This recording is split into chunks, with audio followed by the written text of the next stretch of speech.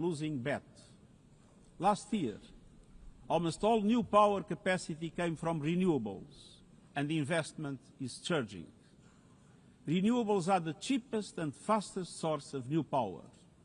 They create jobs, drive growth, shield economies from volatile oil and gas markets, connect the unconnected, and can free us from the tyranny of fossil fuels. But not at today's pace. Clean energy investment remains uneven.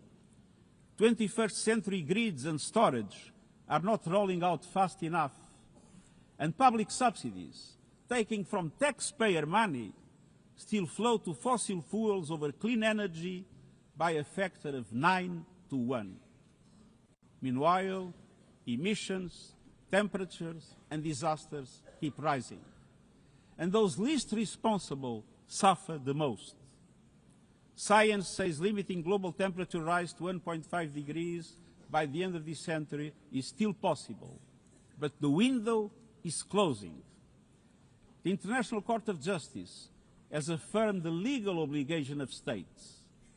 We must step up action and ambition, especially through strengthened national climate plans.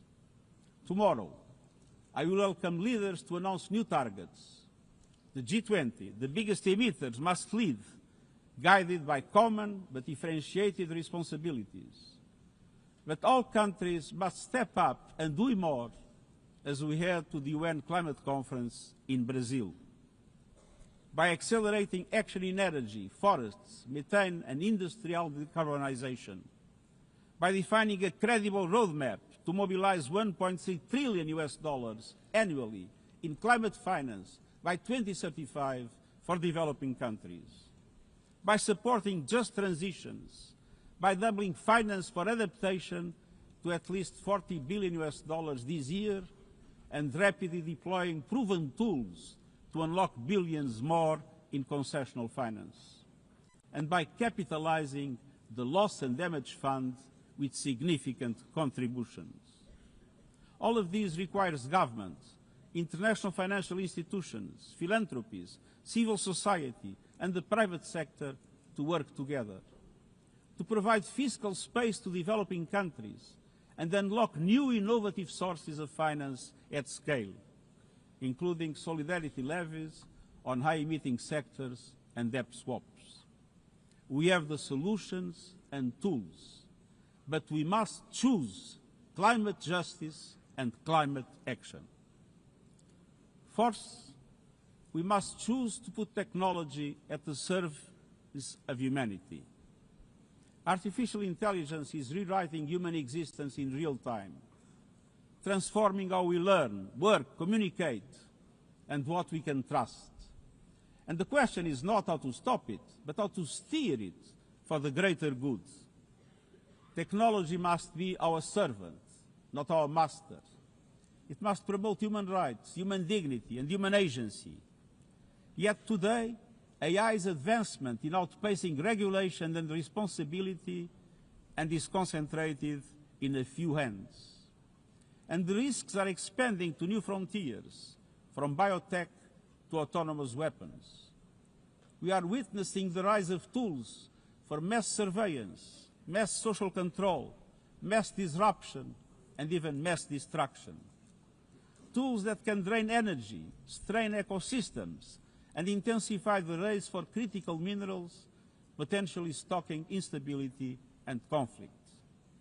Yet, these technologies remain largely ungoverned.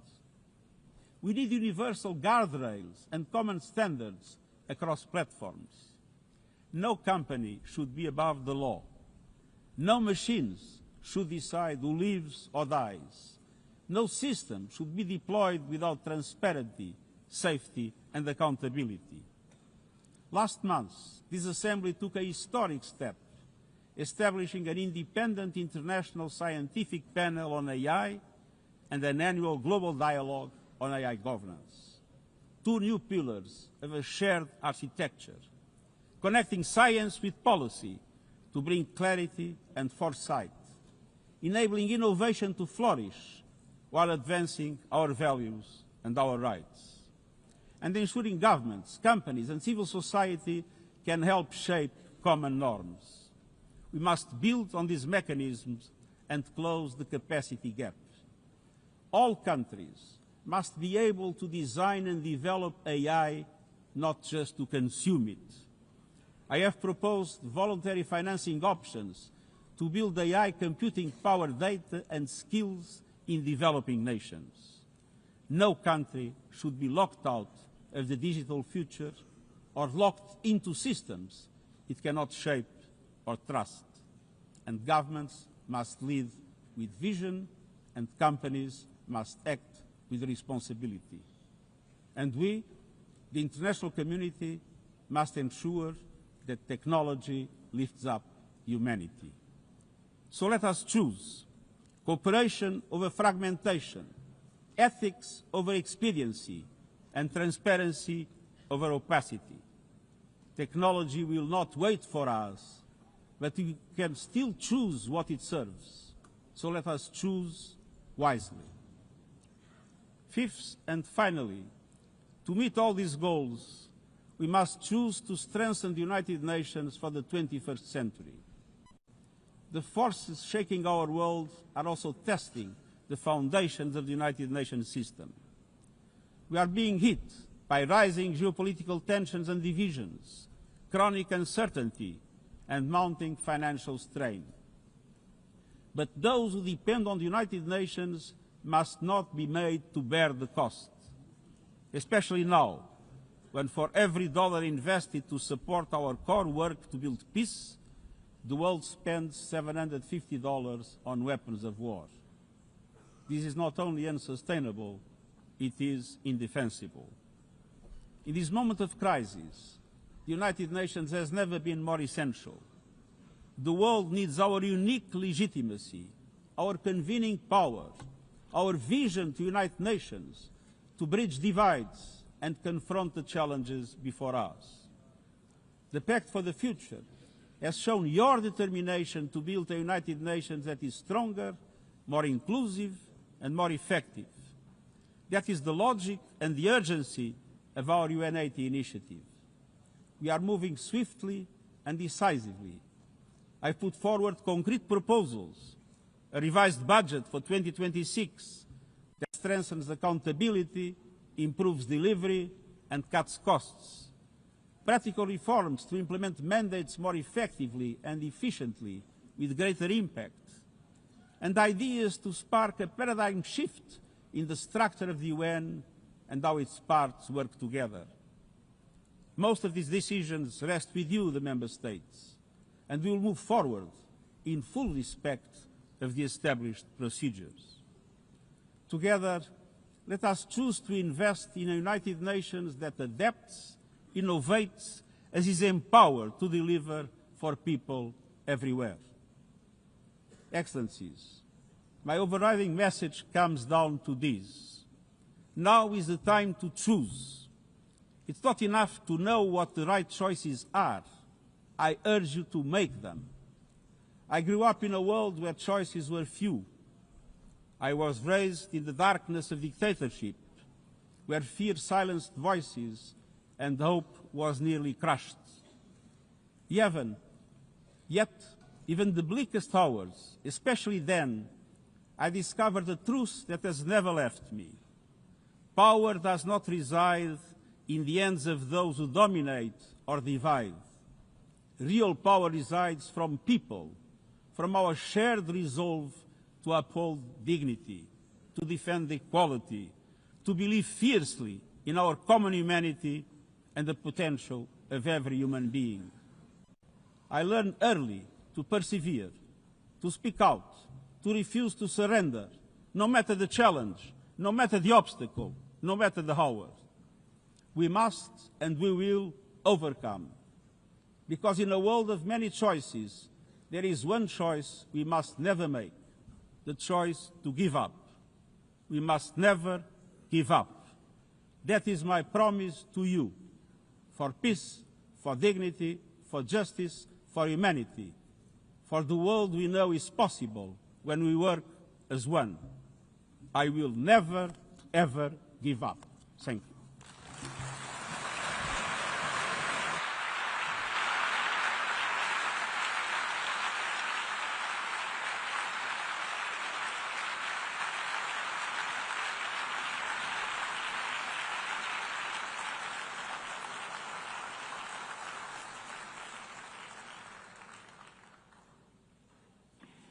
I thank the Secretary General.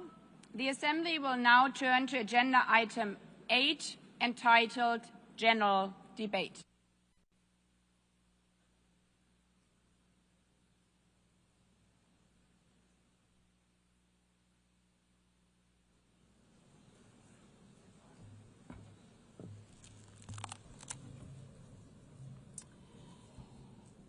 "80 years, longer than the average human life. This anniversary of the United Nations should have been a moment of celebration. But this is not an ordinary year. Just look at the state of our world, as the Secretary General described.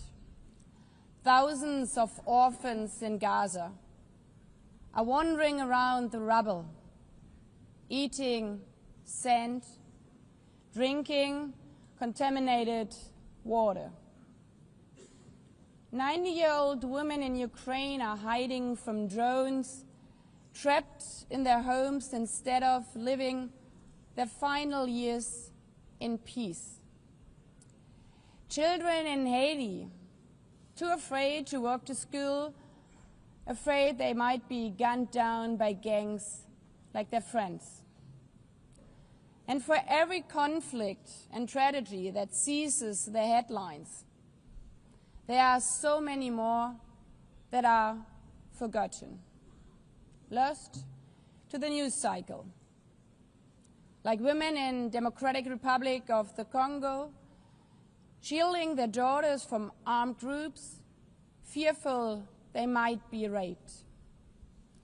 And Rohingya children spending their whole childhood in tattered tents, unable to remember what their home looks like. Faced with these realities, now is not the time to celebrate, but to ask ourselves, where is the United Nations? Distinguished heads of state and government, Mr. Secretary General, Excellencies, ladies and gentlemen, people out there in the world watching us. Clearly, we have to do better. But what we should not let cynics allow to weaponize these failures, to argue that our institution is a waste of money, outdated, irrelevant. When the principles of the Charter are ignored, is it the UN that has failed? When tanks rolled into Ukraine, was it because Article 2 of the Charter is not clear enough about sovereignty and territorial integrity? When civilians, children, are killed in Gaza, is it humanitarian law at fault for failing to protect them? It's not the Charter which fails. It's not the UN as an institution which fails. The Charter, our Charter, is only as strong as member states' willingness to uphold it, and their willingness to hold to account those who violate it. Excellencies, yes, our world is in pain. Yes, we have failures. But imagine how much worse would it be without the United Nations? Would a single person be better off without it? Without UNICEF, 26 million children would not have received an education. Without the World Food Programme, nearly 125 million people would have lacked life-saving food assistance. Without the World Health Organization, over 1 billion vaccines would not have been supplied. Sometimes we could have done more, but we cannot let this dishearten us. If we stop doing the right thing, evil would prevail. This 80th session is not about big celebrations. It's about finding the resolve not to give up, the resolve to be better together, just as our predecessors did 8 decades ago. This institution was born in a world on fire and desperate for reprieve. 750 million, nearly a third of humanity back then, still under colonial rule. 2 world wars in a generation, 70 million dead, the horrors of the Holocaust revealed to our collective shame. This was a generation that knew almost nothing but suffering and despair. The signing of the Charter in 1945 gave hope to millions, gave us a North Star that guided our path from the ashes of war, helped guide nations from colonial rule into independent states, helped end apartheid. Across the decades, the United Nations has been a compass pointing toward peace, humanity, and justice. We have not always succeeded, but the story of this institution is not a story of easy victories. It's a story of falling and rising, of pulling ourselves and each other back up and trying harder. We gather here for the 80th time, not for empty celebration, not out of ritual, not to hear our own voices. We gather to prove that this institution matters, and that through this institution, every nation represented here, no matter how big or small, can summon again the strength and unity first shown in San Francisco 80 years ago. The courage and resolve of world leaders, who even while some called them back then naive, believed they could build a better world from the wreckage of the old. They showed then what true leadership is. It's not about imposing your will or putting others down. True leadership is about lifting others up, not out of altruism, but for our mutual benefit, and even out of our self-interest. Because as our founders and every architect of peace since then has understood, helping others is what makes ultimately our own countries stronger.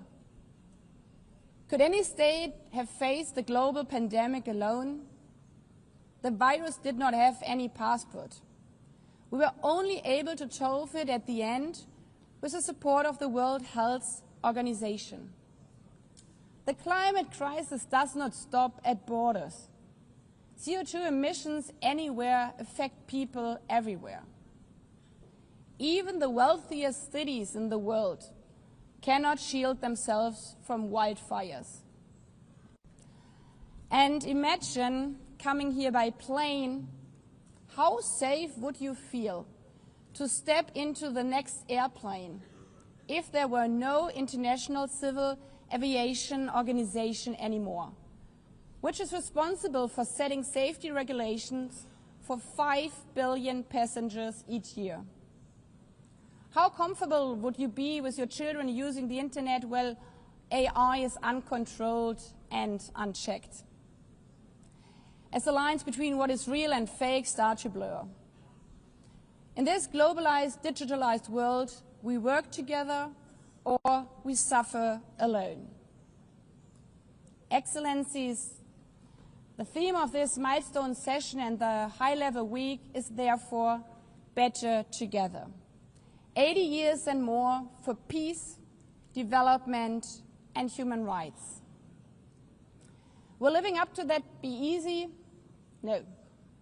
But this hall was not built for easy times. It was built to come together to confront the hardest topics. This session is a session where the high-level week is about resolving differences. We showed some of it yesterday already. But even the house of dialogue and diplomacy needs a renovation. That is why the UN80 initiative and the wider reform process are not luxuries, but necessities. We are literally now at a crossroads, a make it or break it moment, politically, financially. Therefore, we have to deliver a United Nations that is agile, cost-effective, and fit for purpose. Member States have to give the Secretary General and this process their full support, because reform cannot stop in New York. It must carry through to every capital. That includes delivering the Pact for the Future and accelerating progress on the Sustainable Development Goals. Again, this is not about charity. It's about addressing the core purposes of this institution, about strengthening our foundations across all three pillars: peace and security, human rights, and sustainable development. They are inseparable. Leaving hundreds of millions trapped in extreme poverty, vulnerable to crisis, and denied their human rights is not only a moral failure, it's a recipe for global unrest, terrorism, and a tragic waste of humanity's greatest resource, its people. Put it simply, without the SDGs, there cannot be lasting peace. Excellencies, our future as an institution will also be shaped by the selection of the next Secretary General. And here we must pause and reflect. In nearly 80 years, this organization has never chosen a woman for that role. One might wonder how out of 4 billion potential candidates, there could not be found a single one. Of course,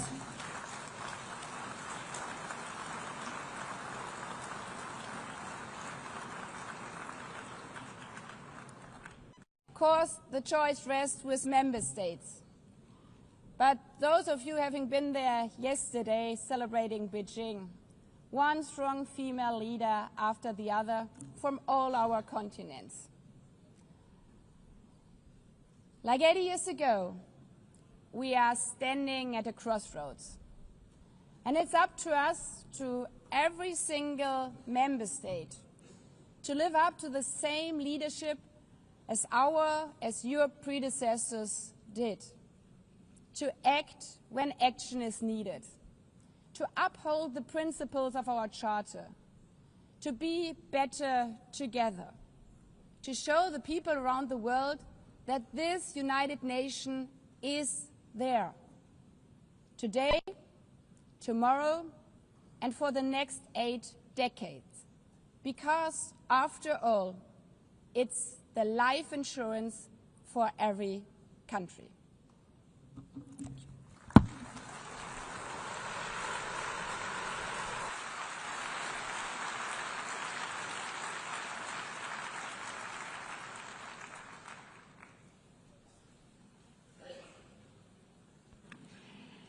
Before giving the floor to the first speaker for this morning, I would like to remind member states that the list of speakers for the general debate has been established on the agreed basis that statements should be no longer than 15 minutes to enable all the speakers to be heard at a given meeting. Within this time frame, I would like to appeal to speakers to deliver their statements at a reasonable pace so that interpretation into the other official languages may be provided properly.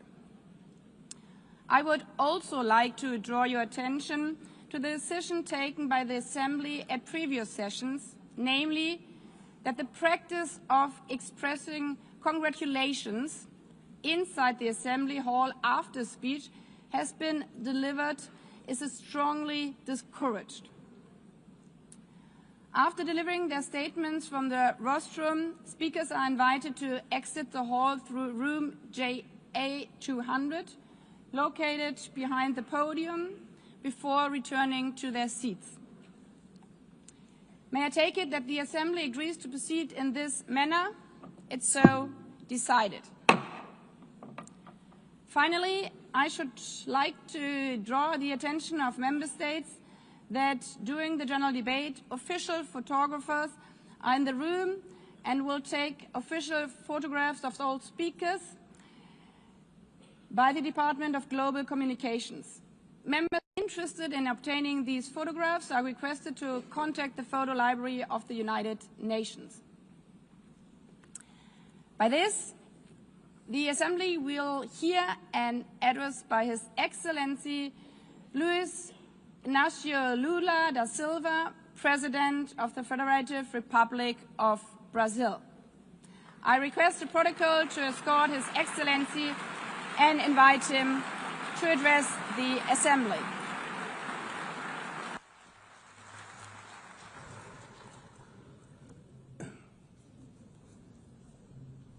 Senhora Presidente da Assembleia General, Ana Helena Barbuch, Senhor Secretário-Geral Antônio Guterres, caros chefes de Estado e de governos, representantes dos Estados-membros aqui reunidos.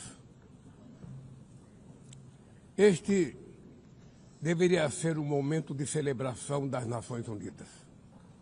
Criada no fim da guerra, a ONU simboliza a expressão mais...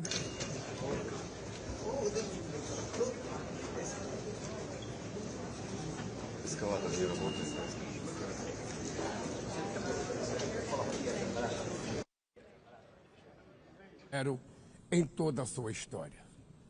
O multilateralismo está diante de nós.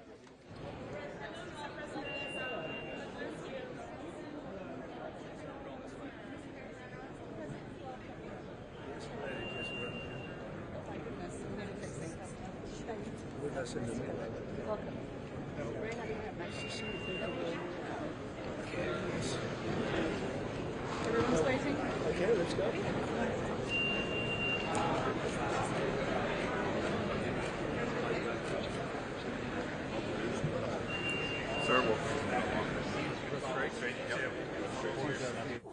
O autoritarismo se fortalece quando nos omitimos frente à arbitrariedade.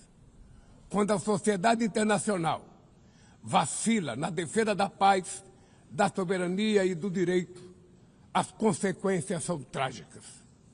Em todo o mundo, forças antidemocráticas tentam subjugar as instituições e sufocar as liberdades.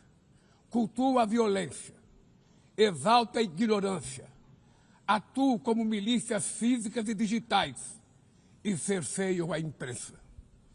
Mesmo sob ataques sem precedentes, o Brasil optou por resistir e defender sua democracia, reconquistada há 40 anos pelo seu povo, depois de 2 décadas de governos ditatoriais. Não há justificativa para as medidas unilaterais e arbitrárias contra nossas instituições e nossa economia. A agressão contra a independência do Poder Judiciário é inaceitável. Essa ingerência em assuntos internos conta com o auxílio de uma extrema-direita subserviente e saudosa de antigas hegemonias. Falsos patriotas arquitetam e promovem publicamente ações contra o Brasil. Não há pacificação com impunidade. Há poucos dias, e pela primeira vez em 525 anos de nossa história, um ex-chefe de Estado foi condenado por atentar contra o Estado Democrático de Direito. Foi investigado, indiciado e julgado, e responsabilizado pelos seus atos em um processo minucioso. Teve amplo direito de defesa, prerrogativa que as ditaduras negam às suas vítimas. Diante dos olhos do mundo, o Brasil deu um recado a todos os candidatos autocratas e àqueles que os apoiam. Nossa democracia e nossa soberania são inegociáveis. Seguiremos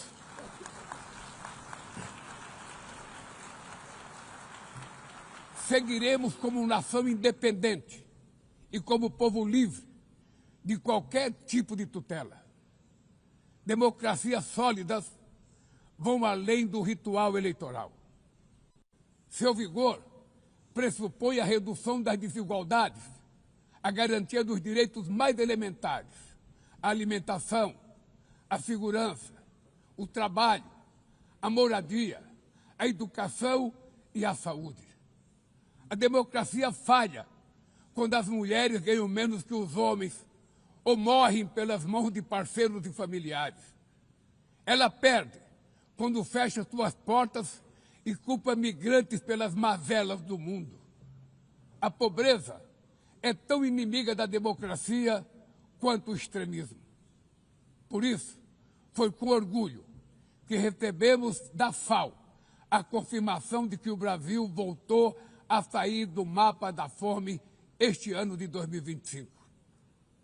Mas no mundo, ainda há 670 milhões de pessoas famintas e cerca de 2 bilhões e 300 milhões enfrentam insegurança alimentar.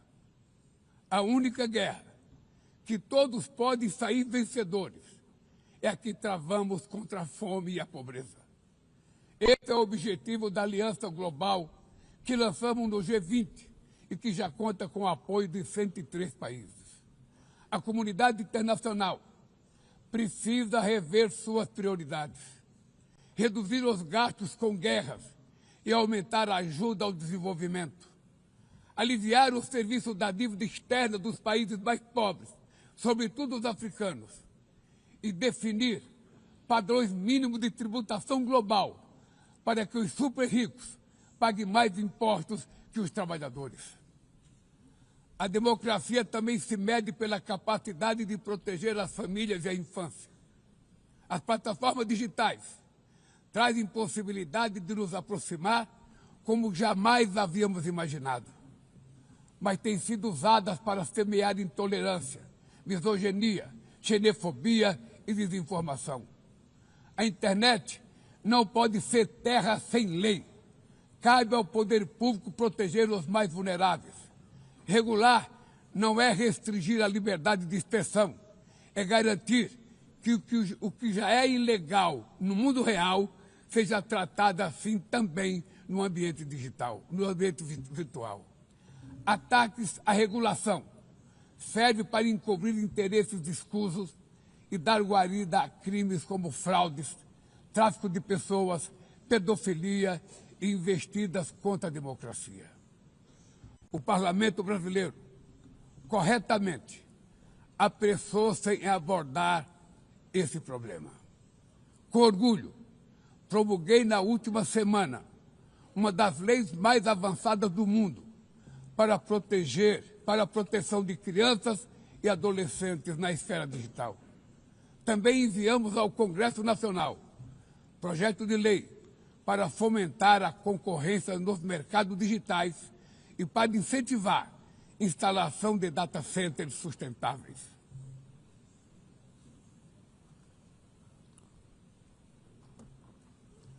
Para mitigar os riscos da inteligência artificial, apostamos na construção de uma governança multilateral em linha com o Pacto Digital Global aprovado neste plenário o ano passado.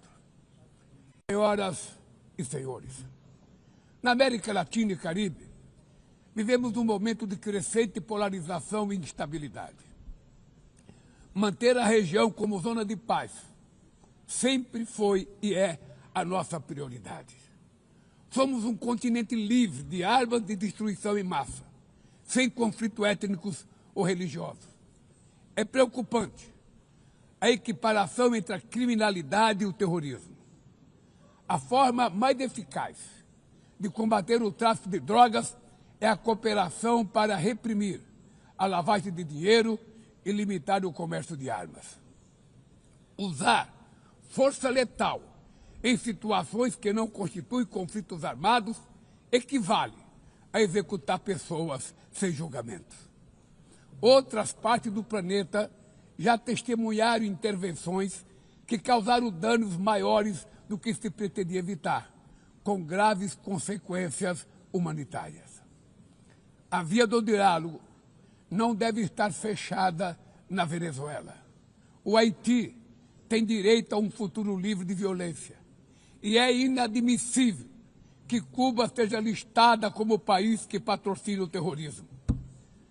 No conflito na Ucrânia,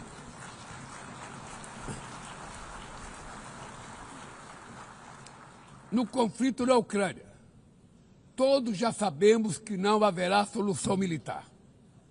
O recente encontro no Alasca despertou a esperança de uma saída negociada. É preciso pavimentar caminhos para uma solução realista. Isso implica levar em conta as legítimas preocupações de segurança de todas as partes. A iniciativa africana e o grupo de amigos da paz, criado por China e Brasil, podem contribuir para promover o diálogo. Nenhuma situação é mais emblemática do que o uso desproporcional e ilegal da força do que a da Palestina. Os atentados terroristas perpetrados pelo Hamas são indefensáveis sob qualquer ângulo, mas nada, absolutamente nada, justifica o genocídio em curso em Gaza.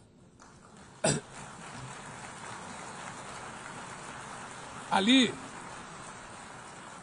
sob toneladas de escombros, estão enterradas dezenas de milhares de mulheres e crianças inocentes.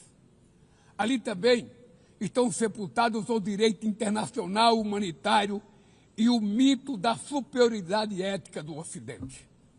Este massacre não aconteceria sem a cumplicidade dos que poderiam evitá-lo. Em Gaza, fome é usado como arma de guerra e o deslocamento forçado de populações é praticado impunemente. Quero expressar minha admiração aos judeus que, dentro e fora de Israel, se opõem a esta punição coletiva. O povo palestino corre o risco de desaparecer. Só sobreviverá como um Estado independente integrado à comunidade internacional. Esta é a solução defendida por mais de 150 membros da ONU e afirmada ontem aqui, neste mesmo plenário, mas obstruída por um único veto. É lamentável que o presidente Mahmoud Abbas tenha sido impedido pelo país anfitrião de ocupar a bancada da Palestina nesse momento histórico.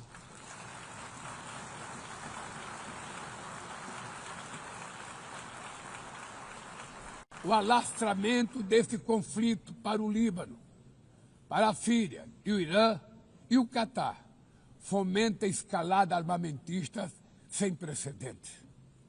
Senhoras presidentas, bombas e armas nucleares não vão nos proteger da crise climática.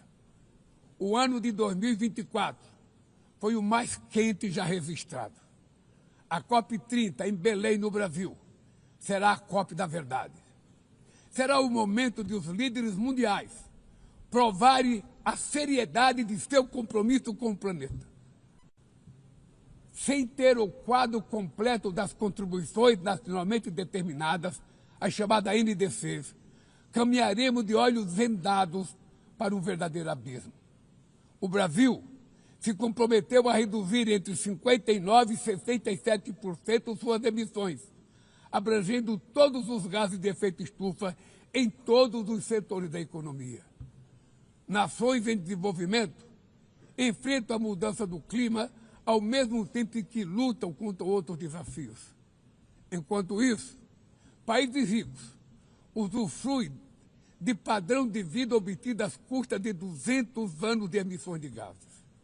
Exigir maior ambição e maior acesso a recursos e tecnologias não é uma questão de caridade, é apenas uma questão de justiça. A corrida por minerais críticos essenciais para a transição energética não pode reproduzir a lógica predatória que marcou os últimos séculos. Em Belém, o mundo vai conhecer a realidade da Amazônia. O Brasil já reduziu pela metade o desmatamento na região nos 2 últimos anos. Erradicá-lo requer garantia, condições dignas de vida para seus milhões de habitantes. Fomentar o desenvolvimento sustentável é o objetivo do Fundo Florestas Tropicais para Sempre, que o Brasil pretende lançar para remunerar os países que mantêm suas florestas em pé. É chegado o momento de passar da fase da negociação para a etapa da implementação. O mundo deve muito ao regime criado pela Convenção do Clima, mas é necessário trazer o combate à mudança do clima para o coração da ONU, para que ela tenha a atenção que merece. Um conselho vinculado à Asamblea General, com força e legitimidade para monitorar compromissos, dará coerência à ação climática. Trata-se de um passo fundamental na direção de uma reforma mais abrangente da organização, que contemple também um Conselho de Segurança ampliado nas duas categorias de seus membros. Poucas áreas retrocederam tanto como o sistema multilateral de comércio.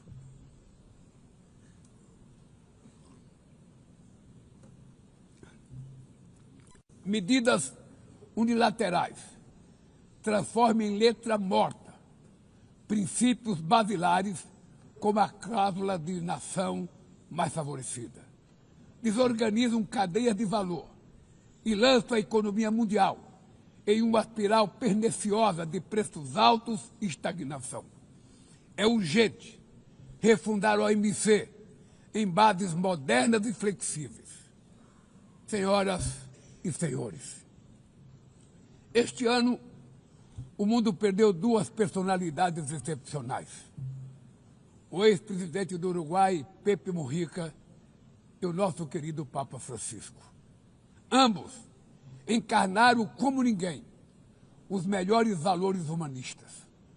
Suas vidas se entrelaçaram com as 8 décadas de existência da ONU. Se ainda estivesse entre nós, provavelmente usariam esta tribuna para lembrar que o autoritarismo, a degradação ambiental e a desigualdade não são inexoráveis. Que os únicos derrotados são os que cruzam os braços resignados. Que podemos vencer os falsos profetas de oligarcas que exploram o medo e monetizam o ódio. E que o amanhã é feito de escolhas diárias e é preciso coragem de agir para transformá-lo. No futuro que o Brasil vislumbra, não há espaço para a reedição de rivalidades ideológicas ou esfera de influência. A confrontação é inevitável. Precisamos de lideranças com clareza de visão, que entendam que a ordem internacional não é um jogo de soma zero. O século XXI será cada vez mais multipolar. Para se manter pacífico, não pode deixar de ser multilateral. O Brasil confere crescente importância à União Europeia, à União Africana, à ASEAN, à CELAC, aos BRICS e ao G20. A voz do Sul global deve ser respeitada e ouvida. A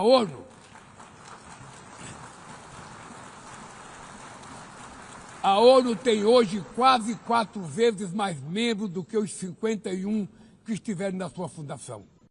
Nossa missão histórica é a de torná-la novamente portadora de esperanças e promotora da igualdade e da paz, do desenvolvimento sustentável e da diversidade e da tolerância.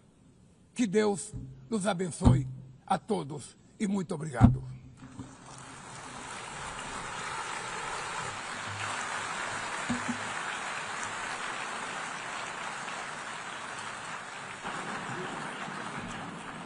On behalf of the Assembly, I wish to thank the President of the Federative Republic of Brazil,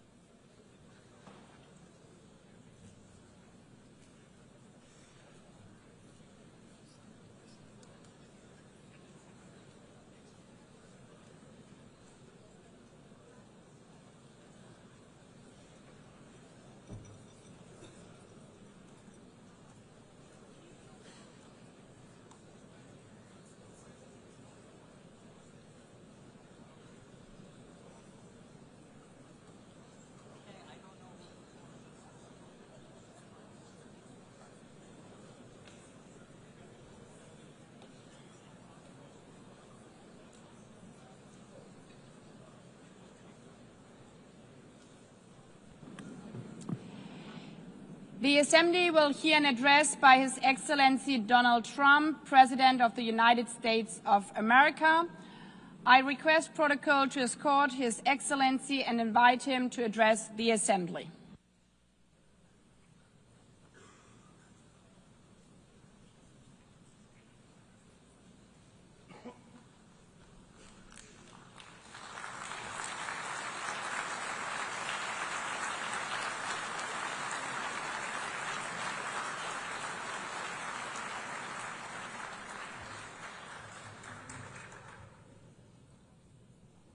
Thank you very much. Very much appreciated.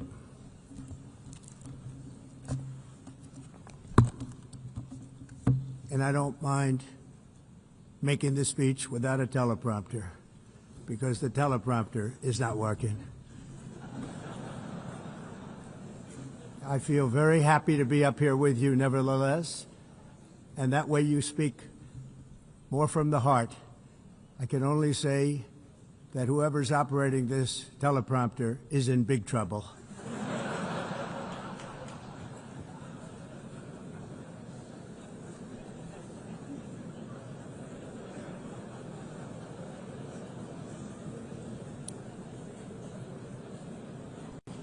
Hello, Madam First Lady. Thank you very much for being here. And Madam President, Mr. Secretary General, First Lady of the United States, distinguished delegates, ambassadors, and world leaders. 6 years have passed since I last stood in this grand hall and addressed a world that was prosperous and at peace in my first term. Since that day, the guns of war have shattered the peace I forged on 2 continents.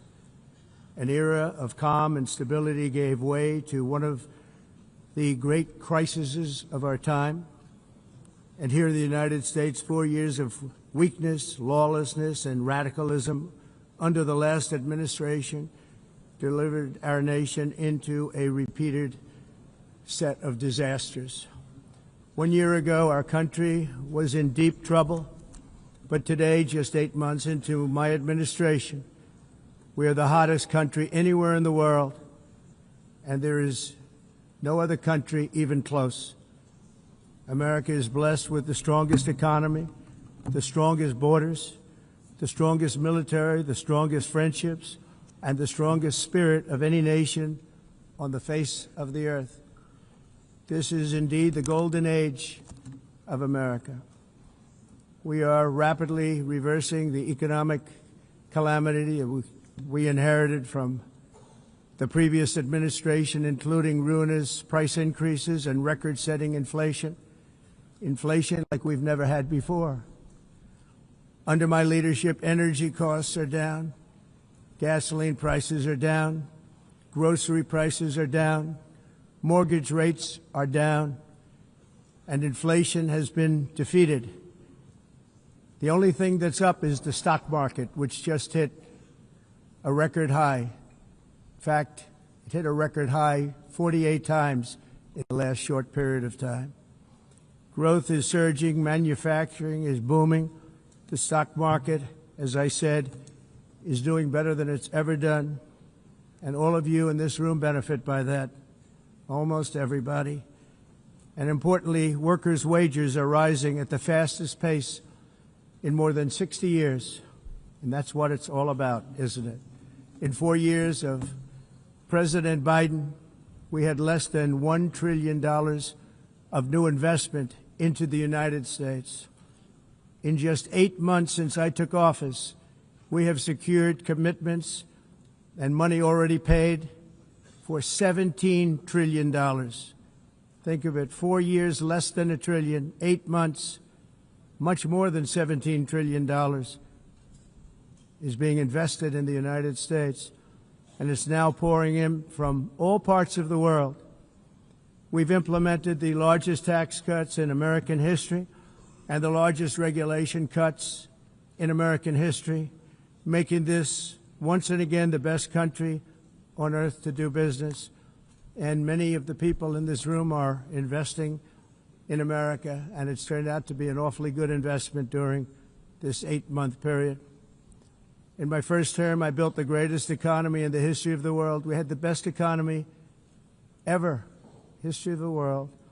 And I'm doing the same thing again, but this time it's actually much bigger and even better. The numbers far surpass my record-setting first term.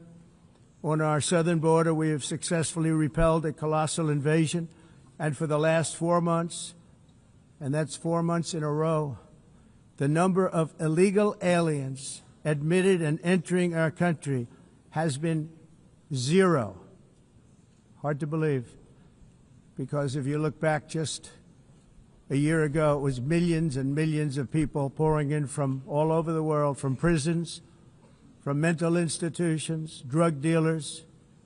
All over the world they came. They just poured into our country with the ridiculous open border policy of the Biden administration. Our message is very simple. If you come illegally into the United States, you're going to jail, or you're going back to where you came from, or perhaps even further than that. You know what that means. I want to thank the country of El Salvador for the successful and professional job they've done in receiving and jailing so many criminals that entered our country. And it was under the previous administration that the number became record-setting, and they're all being taken out. We have no choice. And other countries have no choice, because other countries are in the exact same situation with immigration. It's destroying your country, and you have to do something about it. On the world stage, America is respected again like it has never been respected before. You think about 2 years ago, 3 years ago, 4 years ago, or 1 year ago, we were a laughingstock all over the world. At the NATO summit in June, virtually all NATO members formally committed to increase defense spending at my request from 2% to 5% of GDP, making our alliance far stronger and more powerful than it was ever before. In May, I traveled to the Middle East to visit my friends and rebuild our partnerships in the Gulf and those valued relationships with Saudi Arabia, Qatar, and the UAE, and other countries are now, I believe, closer than ever before. My administration has negotiated one historic trade deal after another, including with the United Kingdom, the European Union, Japan, South Korea, Vietnam, Indonesia, the Philippines, Malaysia, and many, many others. Likewise, in a period of just 7 months, I have ended 7 unendable wars. They said they were unendable. You're never going to get them solved. Some were going for 31 years, 2 of them, 31, think of it, 31 years. One was 36 years. One was 28 years. I ended 7 wars. And in all cases, they were raging with countless thousands of people being killed. This includes Cambodia and Thailand, Kosovo and Serbia, the Congo and Rwanda, a vicious, violent war that was, Pakistan and India, Israel and Iran, Egypt and Ethiopia, and Armenia and Azerbaijan. It included all of them. No president or prime minister, and for that matter, no other country has ever done anything close to that. And I did it in just 7 months. It's never happened before. There's never been anything like that. I'm very honored to have done it. It's too bad that I had to do these things instead of the United Nations doing them. And sadly, in all cases, the United Nations did not even try to help in any of them. I ended 7 wars, dealt with the leaders of each and every one of these countries, and never even received a phone call from the United Nations offering to help in finalizing the deal. All I got from the United Nations was an escalator that on the way up stopped right in the middle. If the First Lady wasn't in great shape, she would have fallen, but she's in great shape. We're both in good shape. We both stood. And then a teleprompter that didn't work. These are the two things I got from the United Nations, a bad escalator and a bad teleprompter. Thank you very much. And by the way, it's working now. It just went on. Thank you. I think I should just do it the other way. It's easier. Thank you very much. I didn't think of it at the time because I was too busy working to save millions of lives. That is the saving and stopping of these wars. But later I realized that the United Nations wasn't there for us. They weren't there. I thought of it really after the fact, not during these negotiations, which were not easy. That being the case, what is the purpose of the United Nations? The UN has such tremendous potential. I've always said it. It has such tremendous, tremendous potential, but it's not even coming close to living up to that potential. For the most part, at least for now, all they seem to do is write a really strongly worded letter and then never follow that letter up. It's empty words, and empty words don't solve war. The only thing that solves war and wars is action. Now, after ending all of these wars and also earlier negotiating the Abraham Accords, which is a very big thing for which our country received no credit, never receives credit. Everyone says that I should get the Nobel Peace Prize for each one of these achievements. But for me, the real prize will be the sons and daughters who live to grow up with their mothers and fathers, because millions of people are no longer being killed in endless and unglorious wars. What I care about is not winning prizes, it's saving lives. We saved millions and millions of lives with the 7 wars. And we have others that we're working on, and you know that. Many years ago, a very successful real estate developer in New York, known as Donald J. Trump, I bid on the renovation and rebuilding of this very United Nations complex. I remember it so well. I said at the time that I would do it for $500 million, rebuilding everything. It would be beautiful. I used to talk about, I'm going to give you marble floors. They're going to give you terrazzo. I'm going to give you the best of everything. You're going to have mahogany walls. They're going to give you plastic. But they decided to go in another direction, which was much more expensive at the time, and which actually produced a far inferior product.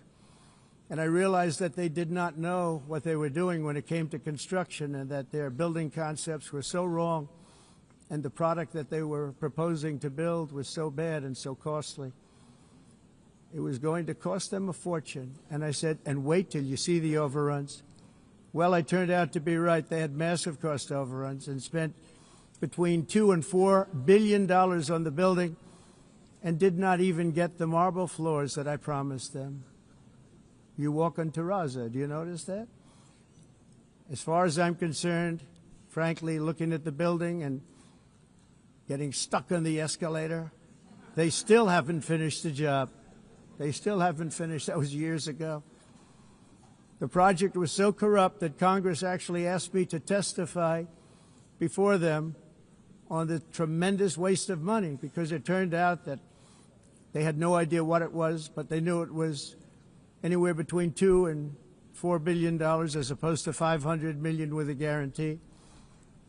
But they had no idea, and I said it cost much more than $5 billion. Unfortunately, many things in the United Nations are happening just like that, but on an even much bigger scale, much, much bigger. Very sad to see. Whether the UN can manage to play a productive role, I've come here today to offer the hand of American leadership and friendship to any nation in this assembly that is willing to join us in forging a safer, more prosperous world. And it's a world that we'll be much happier with. A dramatically better future is within our reach. But to get there, we must reject the failed approaches of the past and work together to confront some of the greatest threats in history. There is no more serious danger to our planet today than the most powerful and destructive weapons ever devised by man, of which the United States, as you know, has many. Just as I did in my first term, I've made containing these threats a top priority, starting with the nation of Iran. My position is very simple. The world's #1 sponsor of terror can never be allowed to possess the most dangerous weapon. That's why, shortly after taking office, I sent the so-called Supreme Leader a letter making a generous offer. I extended a pledge of full cooperation in exchange for a suspension of Iran's nuclear program. The regime's answer was to continue their constant threats to their neighbors and U.S. interests throughout the region and some great countries that are right nearby. Today, many of Iran's former military commanders, in fact, I can say almost all of them, are no longer with us. They're dead. And 3 months ago, in Operation Midnight Hammer, 7 American B-2 bombers dropped the 14 30,000-pound each bombs on Iran's key nuclear facilities, totally obliterating everything. No other country on earth could have done what we did. No other country has the equipment to do what we did. We have the greatest weapons on earth. We hate to use them. But we did something that for 22 years people wanted to do. With Iran's nuclear enrichment capacity demolished, I immediately brokered an end to the 12-day war, as it's called, between Israel and Iran, with both sides agreeing to fight no longer. As everyone knows, I have also been deeply engaged in seeking a ceasefire in Gaza. Have to get that done.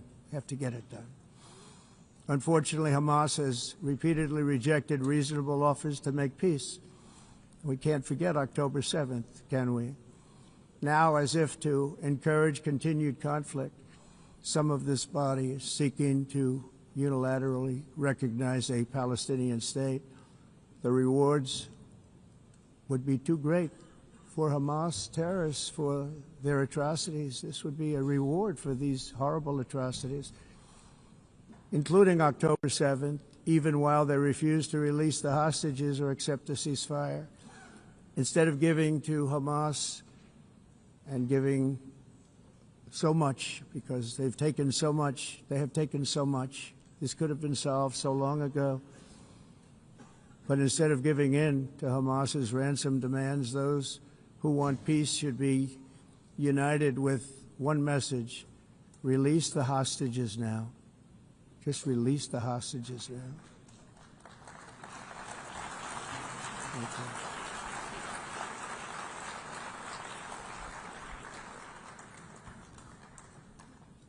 Thank you. As we have got to come together, and we will come together, going to get it done. We have to stop the war in Gaza immediately. We have to stop it. We have to get it done. We have to negotiate, immediately have to negotiate peace. We got to get the hostages back. We want all 20 back. We don't want 2 and 4. As you know, I got, along with Steve Witkoff and others that helped us, Marco Rubio, we got most of them back. We were involved in all of them. But I always said the last 20 are going to be the hardest, and that's exactly what happened. We have to get them back now. We don't want to get back 2, and then another 2, and then 1, and then 3, have this process. No, we want them all back, and we want the actually 38 dead bodies back, too. Those parents came to me, and they want them back, and they want them back very quickly and very badly. As though they were alive, they want them. They want them every bit as much as if their son or daughter were alive. I've also been working relentlessly, stopping the killing in Ukraine. I thought that would be, of the 7 wars that I stopped, I thought that would be the easiest because of my relationship with President Putin, which had always been a good one. I thought that was going to be the easiest one. But, you know, in war, you never know what's going to happen. There are always lots of surprises, both good and bad. Everyone thought Russia would win this war in 3 days, but it didn't work out that way. It was supposed to be just a quick little skirmish. It's not making Russia look good. It's making them look bad. No matter what happens from here on out, this was something that should have taken a matter of days, certainly less than a week, and they've been fighting for 3.5 years and killing anywhere from 5,000 to 7,000 young soldiers, mostly soldiers, on both sides, every single week, from 5,000 to 7,000 dead young people, and some in cities, much smaller numbers, where rockets are shot, where drones are dropped.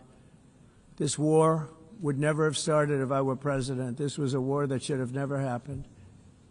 It shows you what leadership is, what bad leadership can do to a country. Look what happened to the United States, and look where we are right now in just a short period of time. The only question now is how many more lives will be needlessly lost on both sides. China and India are the primary funders of the ongoing war by continuing to purchase Russian oil. But inexcusably, even NATO countries have not cut off much Russian energy and Russian energy products, which, as you know, I found out about 2 weeks ago, and I wasn't happy. Think of it. They're funding the war against themselves. Who the hell ever heard of that one? In the event that Russia is not ready to make a deal to end the war, then the United States is fully prepared to impose a very strong round of powerful tariffs, which would stop the bloodshed, I believe, very quickly. But for those tariffs to be effective, European nations, all of you are gathered here right now, would have to join us in adopting the exact same measures. I mean, you're much closer to this. We have an ocean in between. You're right there. And Europe has to step it up. They can't be doing what they're doing. They're buying oil and gas from Russia while they're fighting Russia. It's embarrassing to them, and it was very embarrassing to them when I found out about it, I can tell you that. They have to immediately cease all energy purchases from Russia. Otherwise, we're all wasting a lot of time. So I'm ready to discuss this. We're going to discuss it today with the European nations, all gathered here. I'm sure they're thrilled to hear me speak about it, but that's the way it is. I like to speak my mind and speak the truth. As we seek to reduce the threat of dangerous weapons today, I'm also calling on every nation to join us in ending the development of biological weapons once and for all. And biological is terrible, and nuclear is even beyond, and we include nuclear in that. We want to have a cessation of the development of nuclear weapons. We know, and I get to view it all the time. Sir, would you like to see? And I look at weapons that are so powerful that we just can't ever use them. If we ever use them, the world literally might come to an end. There would be no United Nations to be talking about. There would be no nothing. Just a few years ago, reckless experiments overseas gave us a devastating global pandemic. Yet despite that worldwide catastrophe, many countries are continuing extremely risky research into bioweapons and man-made pathogens. This is unbelievably dangerous. To prevent potential disasters, I'm announcing today that my administration will lead an international effort to enforce biological weapons convention, which is going to be meeting with the top leaders of the world by pioneering an AI verification system that everyone can trust. Hopefully the UN can play a constructive role, and it will also be one of the early projects under AI. Let's see how good it is, because a lot of people are saying it could be one of the great things ever, but it also can be dangerous, but it could be put to tremendous use and tremendous good, and this would be an example of that.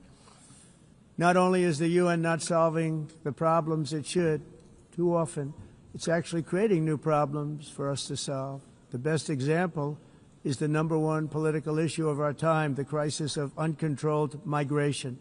It's uncontrolled. Your countries are being ruined. The United Nations is funding an assault on Western countries and their borders.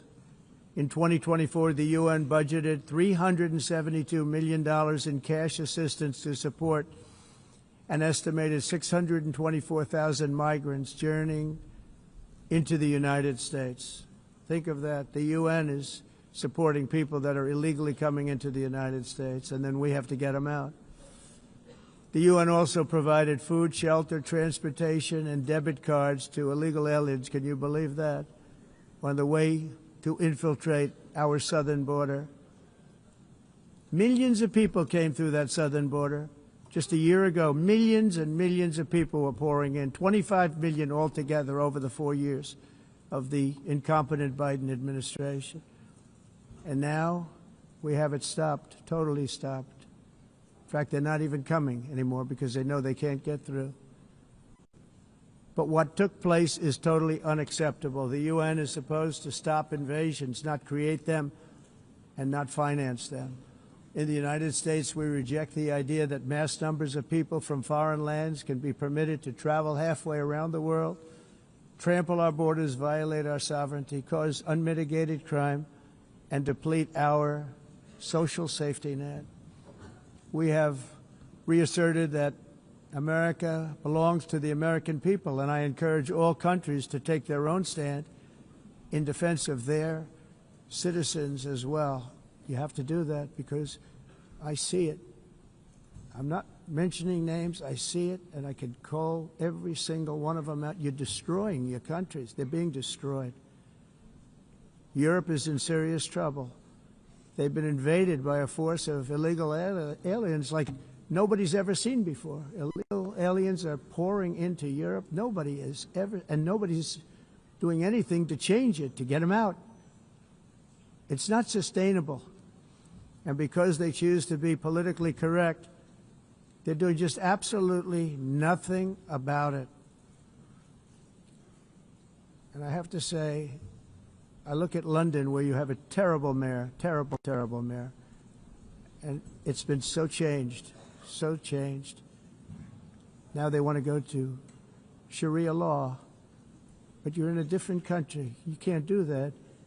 Both the immigration and their suicidal energy ideas will be the death of Western Europe if something is not done immediately. This cannot be sustained. What makes the world so beautiful is that each country is unique. But to stay this way, every sovereign nation must have the right to control their own borders. You have the right to control your borders, as we do now, and to limit the sheer numbers of migrants entering their countries and paid for by the people of that nation that were there and that built that particular nation at the time. They put their blood, sweat, tears, money into that country, and now they're being ruined. Proud nations must be allowed to protect their communities and prevent their societies from being overwhelmed by people they have never seen before, with different customs, religions, with different everything.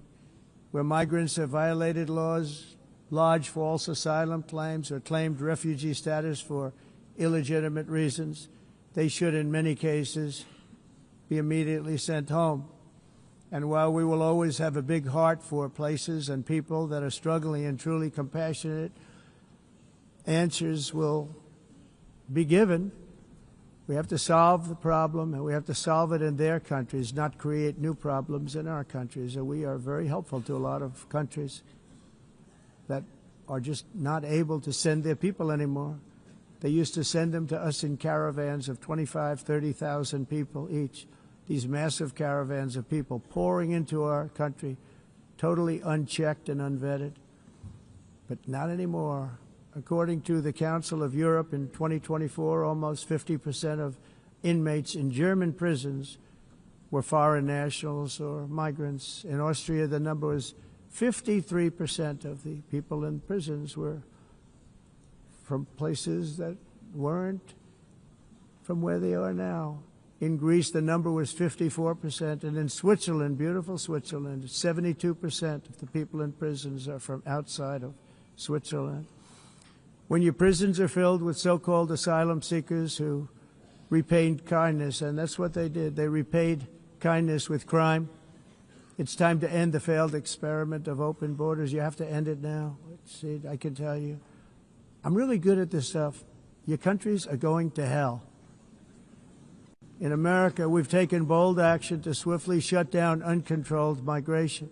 Once we started detaining and deporting everyone who crossed the border, and removing illegal aliens from the United States, they simply stopped coming. They're not coming anymore. We're getting a lot of credit, but they're not coming anymore. This was a humanitarian act for all involved, because on the trips up, thousands of people a week were dying. Women were being raped. Nobody's ever seen anything like it. Raped, horribly beaten, raped. On the trip up, the journey up, it was a long walk. It was a long, arduous journey, indeed. And it was also a historic victory against human trafficking throughout the region. What we did was a victory, and we saved so many lives of people that wouldn't make the journey. That journey was loaded up with death. Loaded up with death. Dead bodies all along the roads of jungles to get up. They go through jungles, they go through areas so hot you couldn't breathe. They were dying of suffocation, areas so hot that you couldn't breathe. Dead bodies all over. By them not coming, we're saving tremendous numbers of lives. My people have done a fantastic job in doing what they did, and the American public agrees with it. I mean, I was very proud to see this morning I have the highest poll numbers I've ever had. Part of it is because of what we've done on the border. I guess the other part is what we've done on the economy. Joe Biden's policies empowered murderous gangs, human smugglers, child traffickers, drug cartels, and prisoners from all over the world. The previous administration also lost nearly 300,000 children. Think of that. They lost more than 300,000 children, little children, who were trafficked into the United States on the Biden watch, many of whom have been raped, exploited, and abused, and sold. Sold. Nobody talks about that. The fake news doesn't write about it. With many others, young children who are missing or dead. And we found a lot of these children, and we're sending them back. And we've been sending them back to their parents. They said, nobody knows who they are. They said, where do you come from? And they'll give us a country, and we'll find out, and we'll figure it out, and we'll bring them back to their homes. And the mother and father rush to the door, and their tears in their eyes. They can't believe that they're seeing their son or daughter, their little son or daughter again. We've done almost 30,000 of them so far. Any system that results in the mass trafficking of children is inherently evil. Yet that is exactly what the globalist migration agenda has done, and it's what it's all about. In America, those days, as you know, are over. The Trump administration is working, and we are continuing to work to track down the villains that are causing this problem, and also, as I said, to get back the 30,000 we've already returned. Now I think we're going to have another. We're going to find a lot. You're not going to find all of them. 300, more than 300,000. They're lost or they're dead. They're lost or they're dead because of the animals that did this. To protect our citizens, I've also designated multiple savage drug cartels as far as and you see this, and you see it happening right before your eyes. Let's put it this way. People don't like taking big loads of drugs in boats anymore. There aren't too many boats that are traveling on the seas by Venezuela. They tend not to want to travel very quickly anymore. And we've virtually stopped drugs coming into our country by sea. We call them the water drugs. They kill hundreds of thousands of people. I've also designated multiple savage drug cartels as far as foreign terrorist organizations, along with two bloodthirsty transnational gangs, probably the worst gangs anywhere in the world, MS-13 and Tren de Aragua. Tren de Aragua is from Venezuela, by the way. Such organizations torture, maim, mutilate, and murder with impunity. They're the enemies of all humanity. For this reason, we've recently begun using the supreme power of the United States military to destroy Venezuelan terrorists and trafficking networks led by Nicolas Maduro, to every terrorist thug smuggling poisonous drugs into the United States of America. Please be warned that we will blow you out of existence. That's what we're doing. We have no choice. Can't let it happen. They're destroying I believe we lost 300,000 people last year to drugs, 300,000. Fentanyl and other drugs. Each boat that we sink carries drugs that would kill more than 25,000 Americans. We will not let that happen. Energy is another area where the United States is now thriving like never before. We're getting rid of the falsely named renewables. By the way, they're a joke. They don't work. They're too expensive. They're not strong enough to fire up the plants that you need to make your country great. The wind doesn't blow. Those big windmills are so pathetic and so bad, so expensive to operate. And they have to be rebuilt all the time, and they start to rust and rot. Most expensive energy ever conceived, and it's actually energy. You're supposed to make money with energy, not lose money. You lose money, the governments have to subsidize. You can't put them out without massive subsidies. And most of them are built in China, and I give China a lot of credit. They build them, but they have very few wind farms. So why is it that they build them and they send them all over the world, but they barely use them? You know what they use? Coal. They use gas. They use almost anything, but they don't like wind. But they sure as hell like selling the windmills. Europe, on the other hand, has a long way to go, with many countries being on the brink of destruction because of the green energy agenda. And I give a lot of credit to Germany. Germany was being led down a very sick path, both on immigration, by the way, and on energy. They were going green, and they were going bankrupt. And the new leadership came in, and they went back to where they were, with fossil fuel and with nuclear, which is good. It's now safe, and you can do it properly. But they went back to where they were, and they opened up a lot of different plants, energy-producing plants, and they're doing well. I give Germany a lot of credit for that. They've said this is a disaster, what's happening. They were going all green. All green is all bankrupt. That's what it represents. And it's not politically correct. I'll be very badly criticized for saying it, but I'm here to tell the truth. I don't care. It doesn't matter to me. I'm in New York City. I'm feeling a lot safer. Crime, we're getting crime down. And by the way, speaking of crime, Washington, D.C. Washington, D.C. was the crime capital of America. Now it's a totally, after 12 days, it's a totally safe city. Everyone's going out to dinner. They're going out to restaurants. Your wife can walk down the middle of the street with or without you. Nothing's going to happen. My people have done a fantastic job. And yes, I called in the National Guard, and the National Guard took care of business, and they weren't politically correct, but they took care of business. We got 1,700 career criminals out, brought them back to where they came from, the countries where they came from, or put them in jails. Washington, D.C. is now a totally safe city again, and I welcome you to come. In fact, we'll have dinner together at a local restaurant, and we'll be able to walk. We don't have to go by an armor-plated vehicle. We'll walk right over there from the White House. They've given up their powerful edge, a lot of the countries that we're talking about, in oil and gas, such as essentially closing the great North Sea oil. Oh, the North Sea, I know it so well.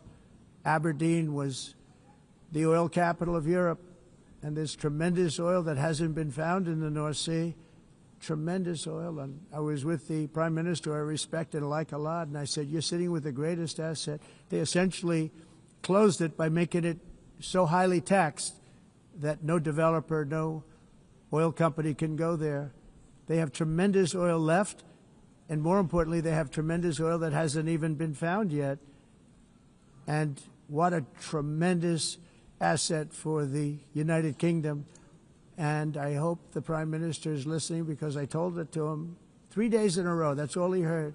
North Sea oil, North Sea, because I want to see them do well. I want to stop seeing them ruining that beautiful Scottish and English countryside with windmills and massive solar panels that go 7 miles by 7 miles, taking away farmland. But we're not letting this happen in America. In 1982, the executive director of the United Nations Environmental Program predicted that by the year 2000, climate change would cause a global catastrophe. He said that it will be irreversible. as any nuclear holocaust would be. This is what they said at the United Nations. What happened? Here we are. Another UN official stated in 1989 that within a decade, entire nations could be wiped off the map by global warming. Not happening.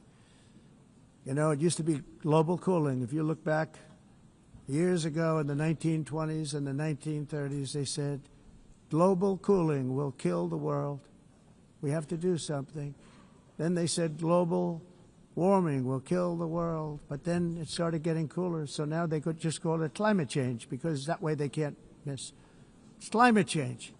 Because if it goes higher or lower, whatever the hell happens, there's climate change. It's the greatest con job ever perpetrated on the world, in my opinion. Climate change, no matter what happens, you're involved in that. No more global warming, no more global cooling. All of these predictions made by the United Nations and many others, often for bad reasons, were wrong. They were made by stupid people that have cost their countries fortunes and given those same countries no chance for success. If you don't get away from this green scam, your country is going to fail. And I'm really good at predicting things, you know. They actually said during the campaign they had a hat, the best-selling hat. Trump was right about everything. And I don't say that in a braggadocious way, but it's true. I've been right about everything. And I'm telling you that if you don't get away from the green energy scam, your country is going to fail. And if you don't stop people that you've never seen before, that you have nothing in common with, your country is going to fail. I'm the President of the United States, but I worry about Europe. I love Europe. I love the people of Europe.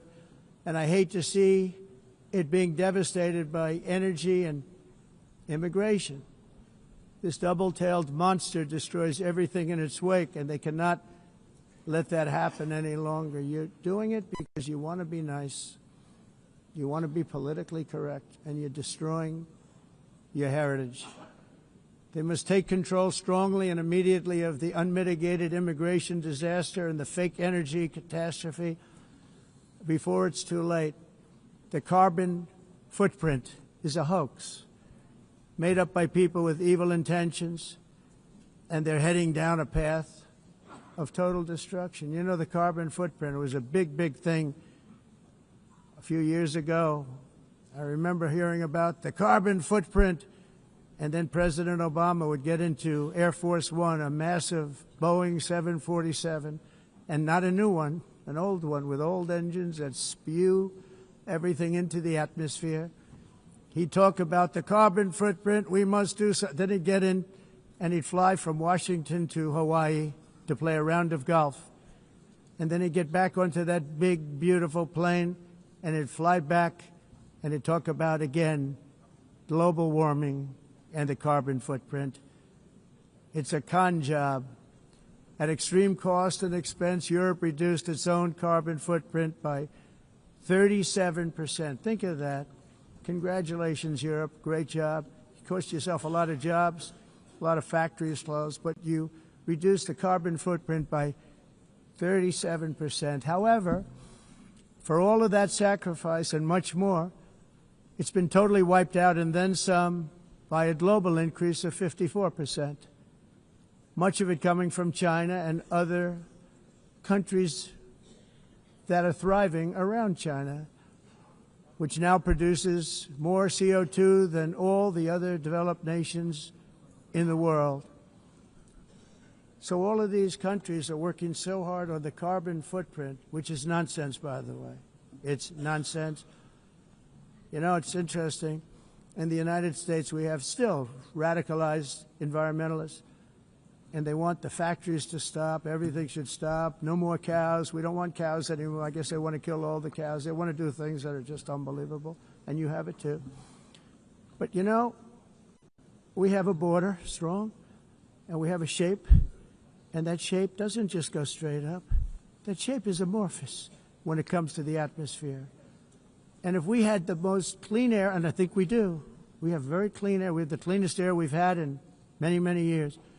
But the problem is that other countries, like China, which has air that's a little bit rough, it blows And no matter what you're doing down here, the air up here tends to get very dirty because it comes in from other countries where their air isn't so clean. And the environmentalists refuse to acknowledge that. Same thing with garbage. In Asia, they dump much of their garbage right into the ocean.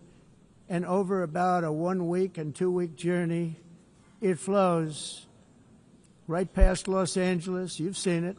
Massive amounts of garbage, almost too much to do anything about, flowing past Los Angeles, past San Francisco, and then somebody will get in trouble because he dropped a cigarette on the beach. The whole thing is crazy. The primary effect of these brutal green energy policies has not been to help the environment, but to redistribute manufacturing and industrial activity from developed countries that follow the insane rules that are put down to polluting countries that break the rules and are making a fortune. They're making a fortune. European electricity bills are now 4 to 5 times more expensive than those in China and 2 to 3 times higher than the United States. And our bills are coming way down. You probably see that our gasoline prices are way down. You know, we have an expression, drill, baby, drill, and that's what we're doing. We're going to be much lower in a year from now. But they've come way down over the last year. As a result, every air conditioner is like very uncommon to see one in some of these countries because the electric cost is so high. So while the U.S. has approximately 1,300 heat-related deaths annually, that's a lot, Europe loses more than 175,000 people to heat deaths each year because the costs are so expensive you can't turn on an air conditioner. What is that all about? That's not Europe. That's not the Europe that I love and know. All in the name of pretending to stop the global warming hoax. The entire globalist concept of asking successful industrialized nations to inflict pain on themselves and radically disrupt their entire societies must be rejected completely and totally, and it must be immediate. That's why in America I withdrew from the fake Paris Climate Accord, where, by the way, America was paying so much more than every country. Others weren't paying. China didn't have to pay until 2030. Russia was given an old standard that was easy to meet, a 1990 standard. But for the United States, we're supposed to pay like $1 trillion. And I said, this is another scam. The fact is, the United States has been taken advantage of by the world for many, many years, but not any longer, as you probably noticed. I unleashed massive energy production and signed historic executive orders to hunt for oil, but we don't have to do much hunting because we have the most oil of any nation anywhere, oil and gas in the world. And if you add coal, we have the most of any nation in the world. Clean, I call it clean, beautiful coal. You can do things today with coal that you couldn't have done 10 years ago, 15 years. So I have a little standing order in the White House. Never use the word coal, only use the words clean, beautiful coal. Sounds much better, doesn't it? But we stand ready to provide any country with abundant, affordable energy supplies if you need them, when most of you do. We're proudly exporting energy all over the world. We're now the largest exporter. In the United States, we want trade and robust commerce with all nations, everybody. We want to help nations. We're going to help nations. But it must also be fair and reciprocal. The challenge with trade is much the same with climate. The countries that followed the rules, all their factories have been plundered. It's really sad to watch. They've been broken. They've been broken by countries that broke the rules. That's why the United States is now applying tariffs to other countries, and much as these tariffs were for many years applied to us, uncontrollably applied to us. We've used tariffs as a defense mechanism under the Trump administration, including my first term, where hundreds of billions of dollars in tariffs were taken in. And by the way, we had the lowest inflation, and now we have very low inflation. The only thing different is that we have hundreds of billions of dollars flowing into our country. But this is how we will ensure that the system works for everyone and is sustainable into the future. We're also using tariffs to defend our sovereignty and security throughout the world, including against nations that have taken advantage of former U.S. administrations for decades, including the most corrupt, incompetent administration in history, the sleepy Joe Biden administration. Brazil now faces major tariffs in response to its unprecedented efforts to interfere in the rights and freedoms of our American citizens and others, with censorship, repression, weaponization, judicial corruption, and targeting of political critics in the United States. I have a little problem saying this because I must tell you, I was walking in and the leader of Brazil was walking out. We saw him and I saw him, he saw me, and we embraced. And then I'm saying, can you believe I'm going to be saying this in just 2 minutes? We actually agreed that we would meet next week. We didn't have much time to talk, like about 20 seconds. They were in retrospect, I'm glad I waited because this thing didn't work out too well. But we did talk. We had a good talk, and we agreed to meet next week, if that's of interest. But he seemed like a very nice man, actually. He liked me, I liked him. But if you, and I only do business with people I like. When I don't like them, I don't like them. But we had, at least for about 39 seconds, we had excellent chemistry. It's a good sign. But also in the past, Brazil, can you believe this, unfairly tariffed our nation, but now because of our tariffs, we are hitting them back, and we're hitting them back very hard. As president, I will always defend our national sovereignty and the rights of American citizens. So I'm very sorry to say this, that Brazil is doing poorly and will continue to do poorly. They can only do well when they're working with us. Without us, they will fail, just as others have failed. It's true. Next year, the United States will celebrate the 250th anniversary of our glorious independence, a testament to enduring power and American freedom and spirit. We will also be proudly hosting the 2026 FIFA World Cup, and shortly thereafter the 2028 Olympics, which is going to be very exciting. I hope you all come. I hope that countless people from all over the globe will take part of these will be great celebrations of liberty and human achievement, and that together we all can rejoice in the miracles of history that began in July 4th, 1776, when we founded the light to all nations. And it's something really that an amazing thing came out of that date. It's called the United States of America. In honor of this momentous anniversary, I hope that all countries who find inspiration in our example will join us in renewing our commitment, values, and those values, really, that we hold so dear together. Let us defend free speech and free expression. Let us protect religious liberty, including for the most persecuted religion on the planet today. It's called Christianity. And let us safeguard our sovereignty and cherish qualities that have made each of our nations so special, incredible, and extraordinary. In closing, I just want to repeat that immigration and the high cost of so-called green renewable energy is destroying a large part of the free world and a large part of our planet. Countries that cherish freedom are fading fast because of their policies on these two subjects. You need strong borders and traditional energy sources if you are going to be great again. Whether you have come from north or south, east or west, near or far, every leader in this beautiful hall today represents a rich culture, a noble history, and a proud heritage that makes each nation majestic and unique, unlike anything else in human history or any other place on the face of the earth.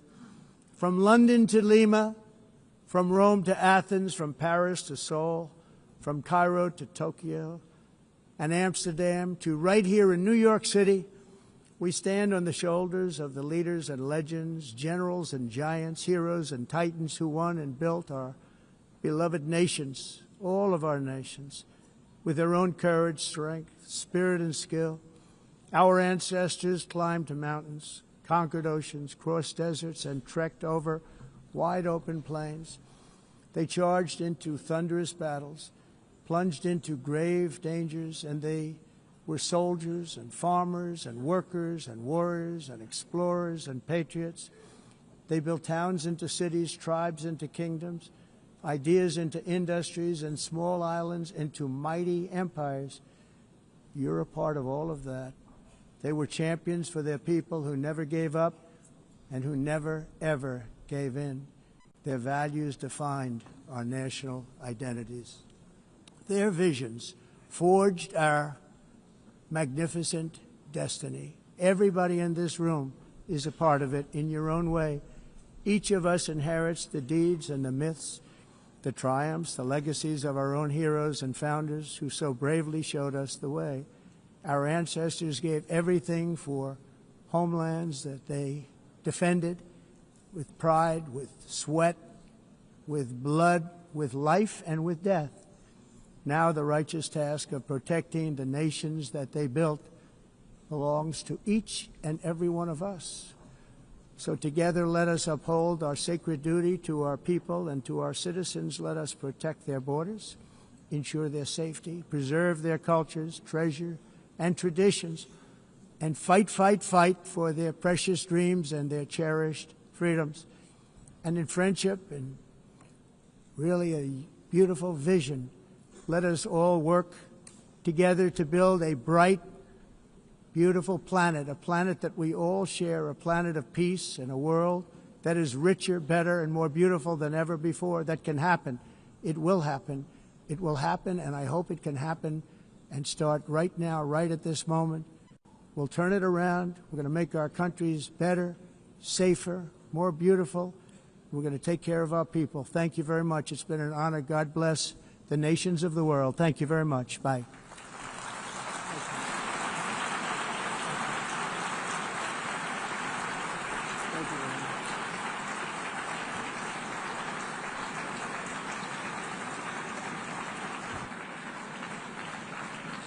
On behalf of the Assembly, I wish to thank the President of the United States,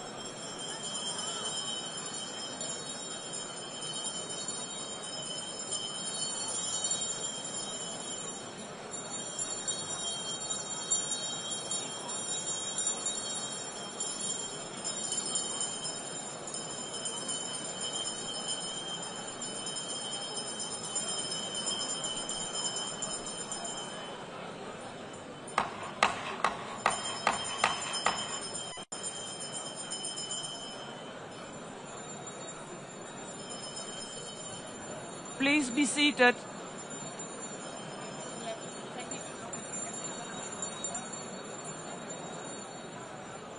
Please be seated.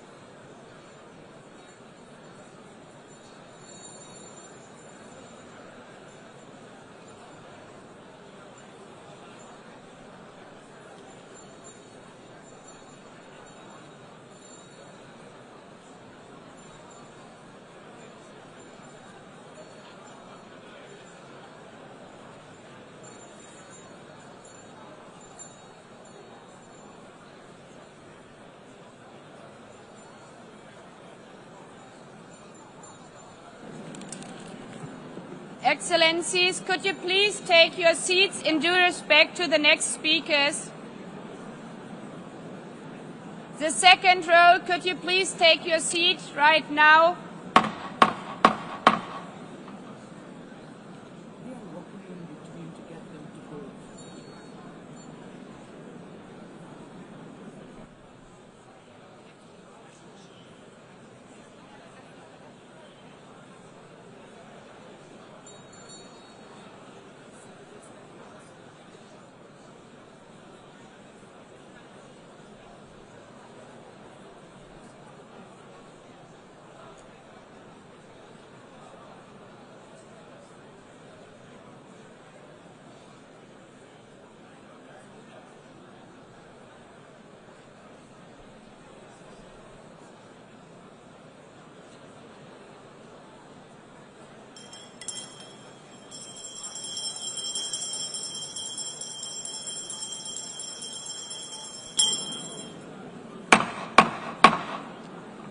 Please take a seat now. With due respect to the next speakers, I would kindly ask you, gentlemen in the left row, please take your seats. We will continue.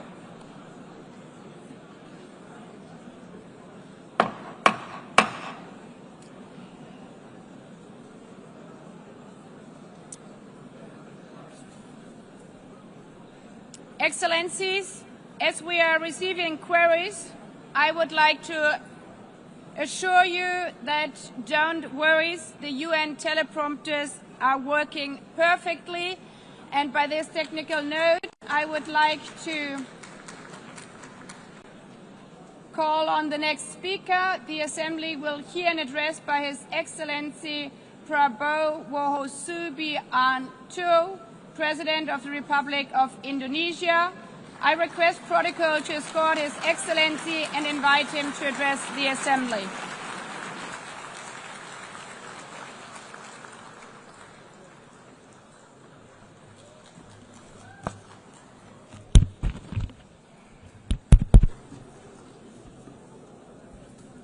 His Excellency Mr. Antonio Guterres, Secretary General of the United Nations, Her Excellency Madame Annalena Baerbock, President of the United Nations General Assembly, His Excellency Mr. Moses Abelian, Under Secretary General for General Assembly and Management, Excellencies, Heads of States, Heads of Governments, distinguished delegates, ladies and gentlemen. It is indeed a great honor for me to stand in this August General Assembly Hall among leaders and representatives who represent almost all of humanity. We differ in race, religion, and nationality, yet we gather together today as one human family. We are here first and foremost as fellow human beings, each created equal, endowed with unalienable rights to life, liberty, and the pursuit of happiness. The words of the United Nations Declaration of Independence have inspired democratic movements across continents, including the French Revolution, the Russian Revolution, the Mexican Revolution, the Chinese Revolution, and Indonesia's own struggle and journey to freedom. It also gave birth to the Universal Declaration of Human Rights, adopted by the United Nations in 1948. All men are created equal was the creed that opened the way to unprecedented global prosperity and dignity. And yet, in our own era of scientific and technological triumphs, an era capable of ending hunger, poverty, and environmental ruin, we also continue to face today grave dangers, challenges, and uncertainties. Human folly, fueled by fear, racism, hatred, oppression, and apartheid, threatens our common future. My country knows this pain. For centuries, Indonesians lived under colonial domination, oppression, and slavery. We were treated less than dogs in our own homeland. We Indonesians know what it means to be denied justice and what it means to live in apartheid, to live in poverty, and to be denied equal opportunity. We also knew what solidarity can do in our struggle for independence, in our fight to overcome hunger, disease, and poverty. The United Nations stood with Indonesia and gave us vital assistance. Decisions made here based on human solidarity by the Security Council and this Assembly gave Indonesia independence, international legitimacy, opened doors, and supported our early development through the efforts of the United Nations Children Fund, the United Nations Food and Agriculture Organization, the FAO, the World Health Organization, and many, many other United Nations institutions. And because of that, Indonesia today stands on the cusp of shared prosperity and greater equality and dignity. Madam President, Excellencies, our world today is driven by conflict, injustice, and deepening uncertainty.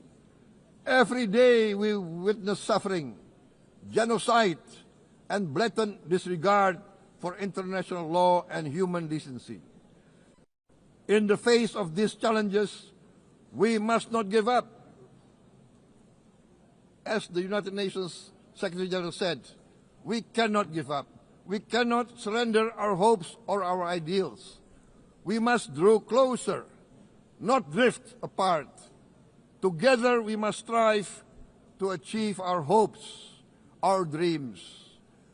The United Nations was born from the ashes of the Second World War that claimed scores of millions of lives. It was created to secure peace, security, justice, and freedom for all. We remain committed to internationalism, to multilateralism, and to every effort that strengthens this great institution. Today, Indonesia is nearer than ever before to meeting the Sustainable Development Goals of ending extreme poverty and hunger. Because years ago, this very chamber chose to listen and uphold social and economic justice, we will never forget. And today, we must never be silent while Palestinians are denied that same justice and legitimacy in this very hall. Excellencies, Thucydides warned, the strong do what they can, the weak suffer what they must.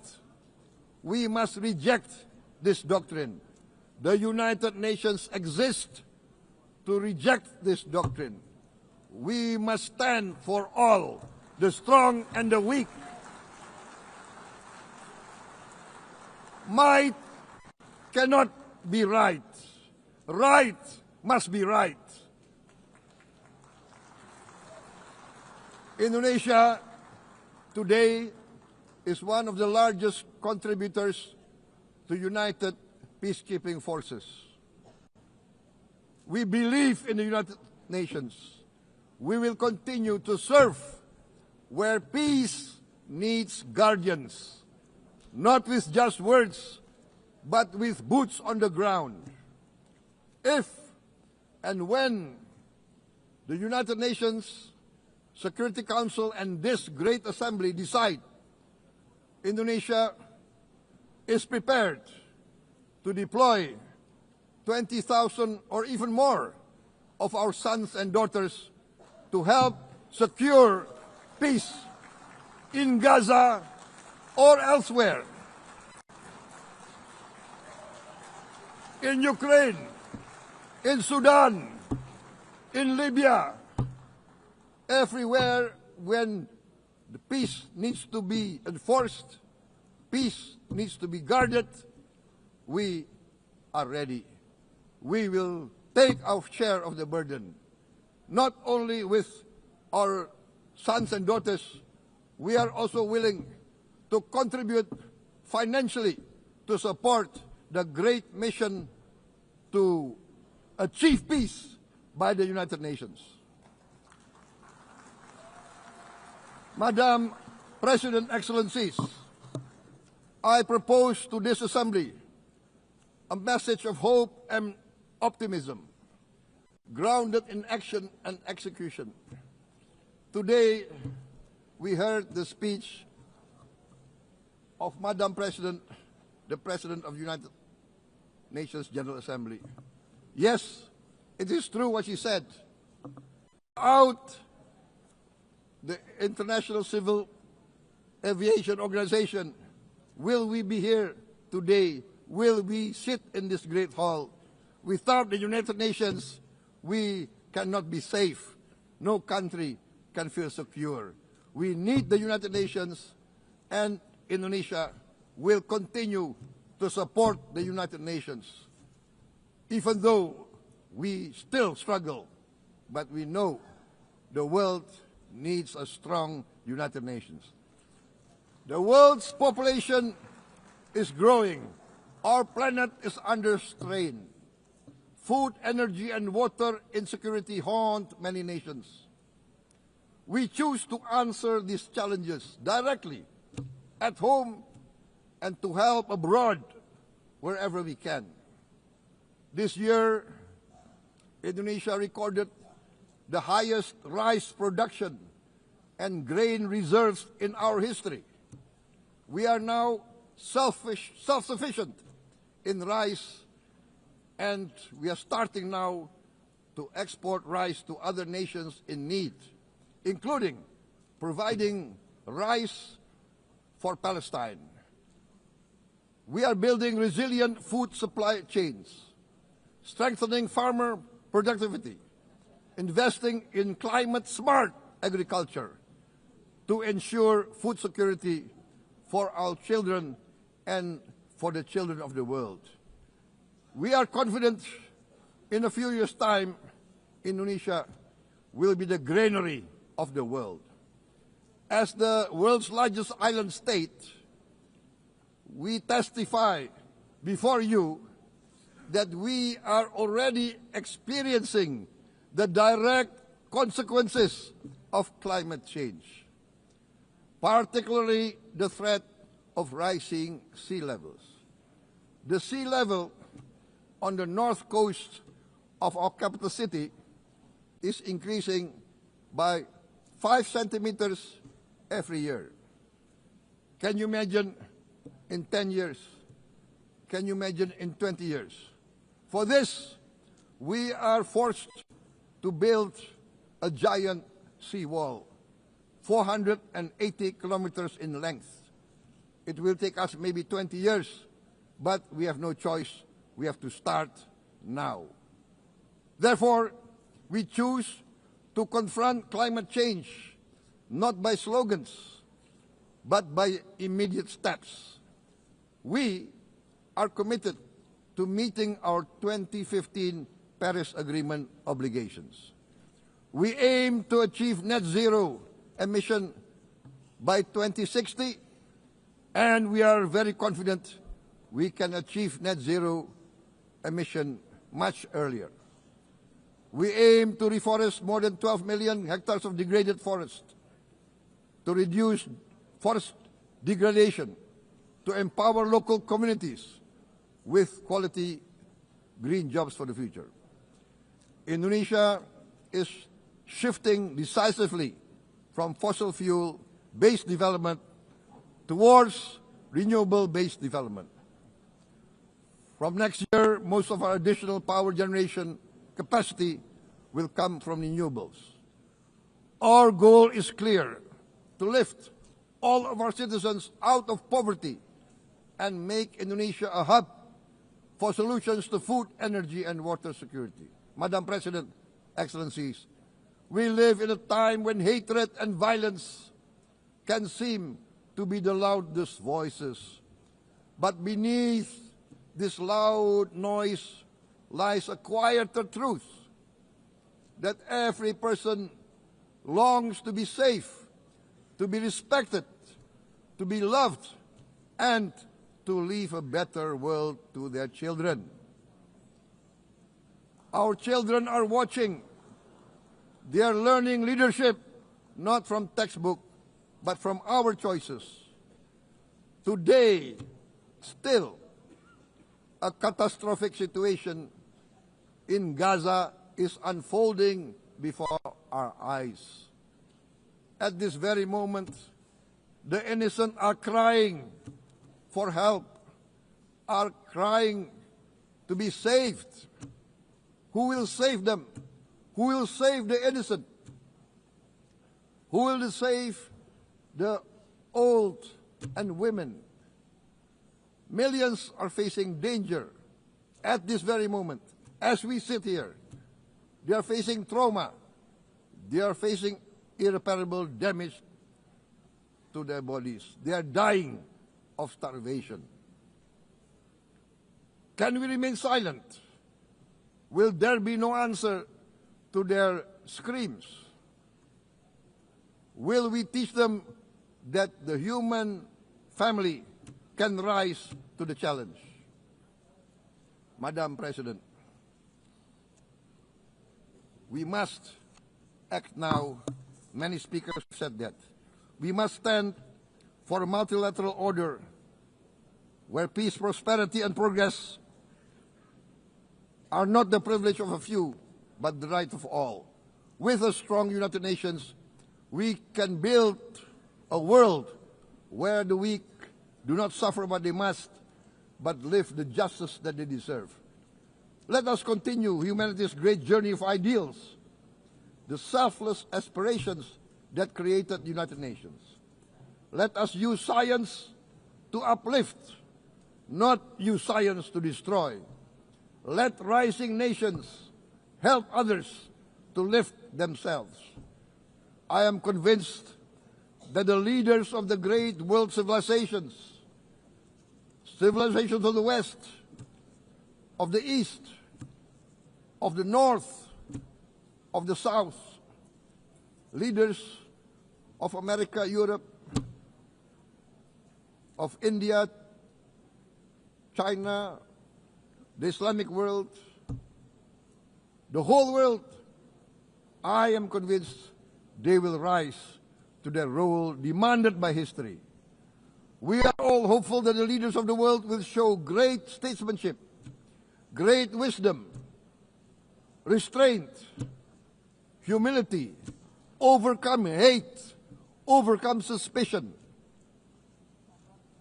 Madam President, distinguished delegates, we are greatly heartened by the events of the last few days, where significant leading countries of the world have chosen to side with history, to choose the right side of history, the path of the moral high ground, the path of rectitude, the path of justice, the path of humanity, to shun hatred, to overcome suspicion, and to avoid the use of violence.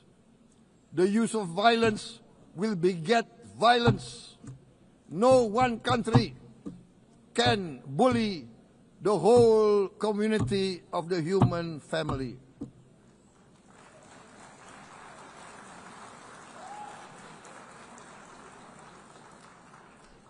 We may be weak individually, but the sense of oppression, the sense of injustice has proven in the history of mankind that this sense of injustice, this sense of oppression will unite into a strong force that will overcome this oppression, that will overcome this injustice. To close, I would like to reiterate again Indonesia's complete support for the two-state solution in Palestine. We must have an independent Palestine, but we must also recognize, we must also respect, and we must also guarantee the safety and security of Israel. Only then we can have real peace, and no longer hate and no longer suspicion. The only solution is this two-state solution. Two descendants of Abraham must live in reconciliation, peace, and harmony. Arabs, Jews, Muslims, Christians, Hindus, Buddhists, all religions, we must live as one human family. Indonesia is committed to being part of making this vision a reality. Is this a dream? Maybe, but this is the beautiful dream that we must work together towards. Let us work towards this noble goal. Let us continue humanity's journey of hope, a journey started by our forefathers, a journey that we must complete. Thank you. Wassalamualaikum warahmatullahi wabarakatuh.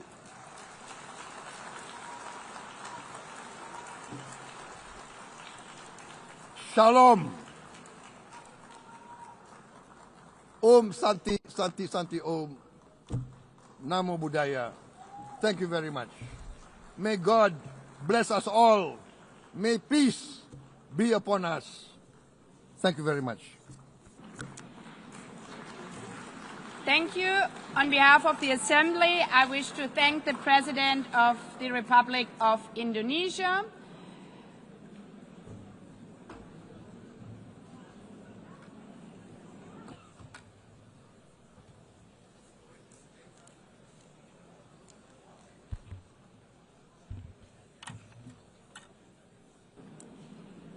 The Assembly will hear an address by His Excellency Recep Tayyip Erdogan, President of the Republic of Turkey. I request protocol to escort His Excellency and invite him to address the Assembly.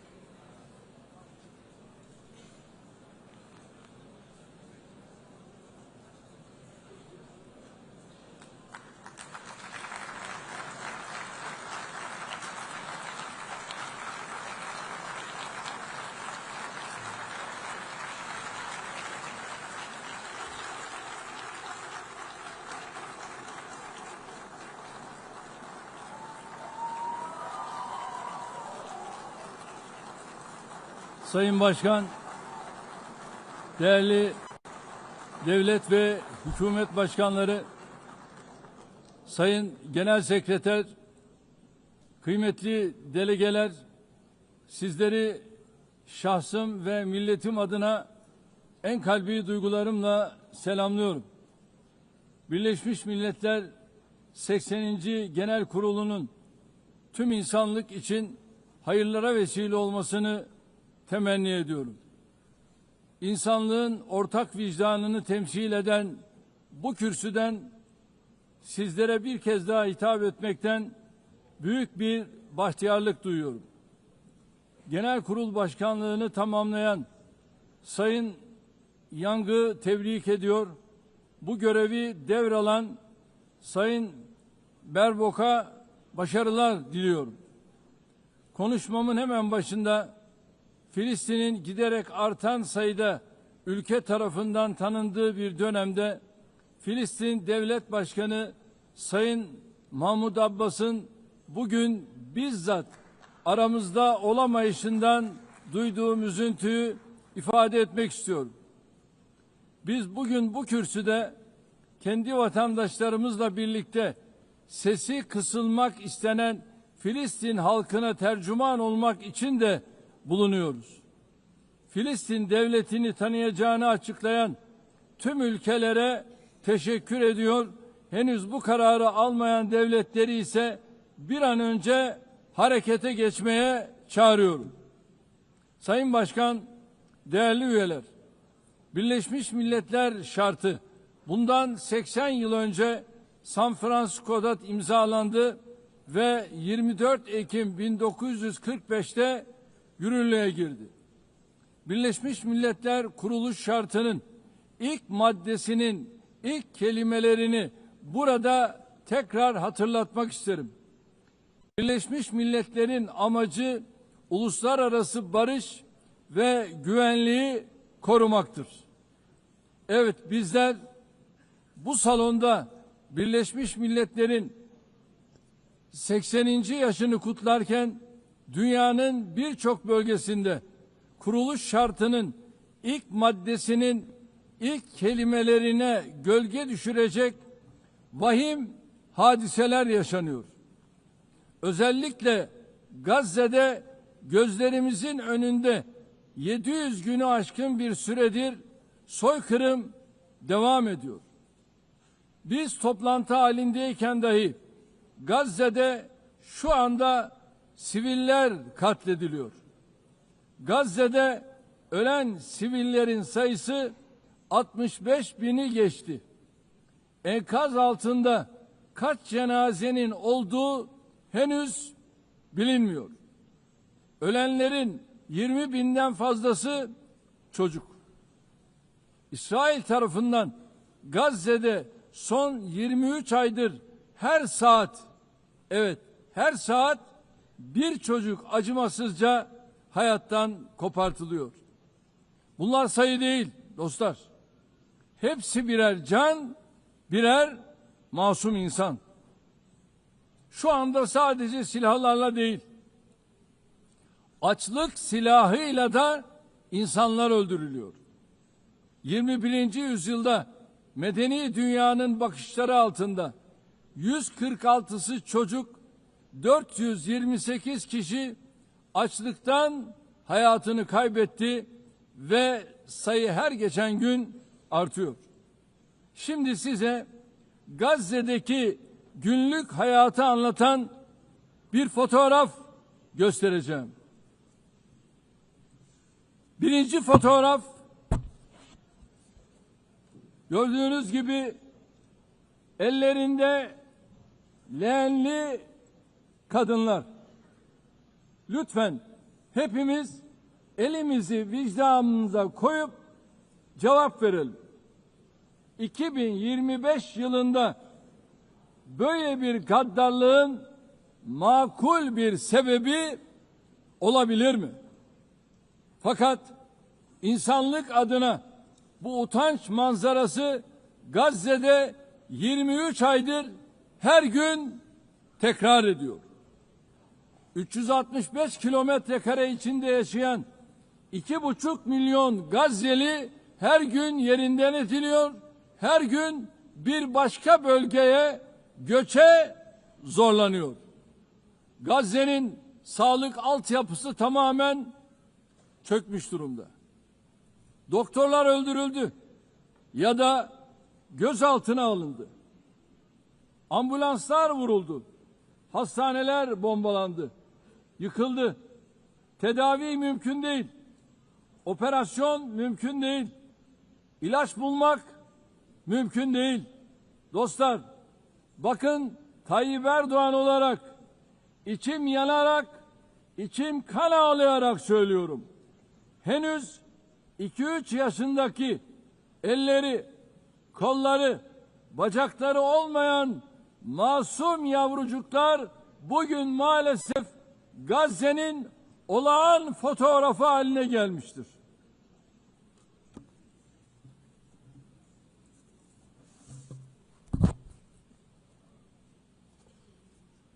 Buna hangi vicdan dayanır?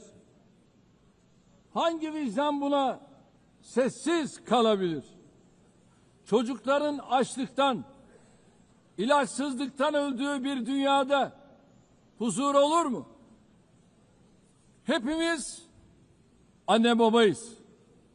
Üzerine titrediğimiz evlatlarımız, torunlarımız var.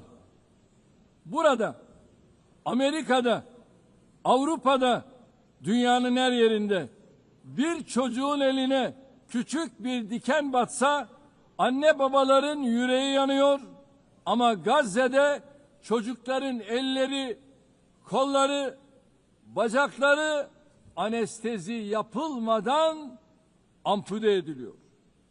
Kimse kusura bakmasın ama bu insanlığın dip noktasıdır. İnsanlık tarihi son bir asırda böyle bir vahşet görmemiştir. Her şey gözümüzün önünde cereyan ediyor. Gazze'deki soykırım medya, sosyal medya aracılığıyla her an canlı olarak yayınlanıyor. İsrail şu ana kadar Gazze'de ulusal ve uluslararası basında çalışan 250 gazeteciyi kasıtlı olarak öldürdü. Gazze'ye tüm girişleri yasakladı. Ama yine de soykırımı gizleyemedi. Filistin topraklarında devam eden soykırıma her fırsatta dikkatleri çeken Genel Sekreter Sayın Guterres'i gönülden destekliyorum. Cesareti için kendisini bir kez daha tebrik ediyorum.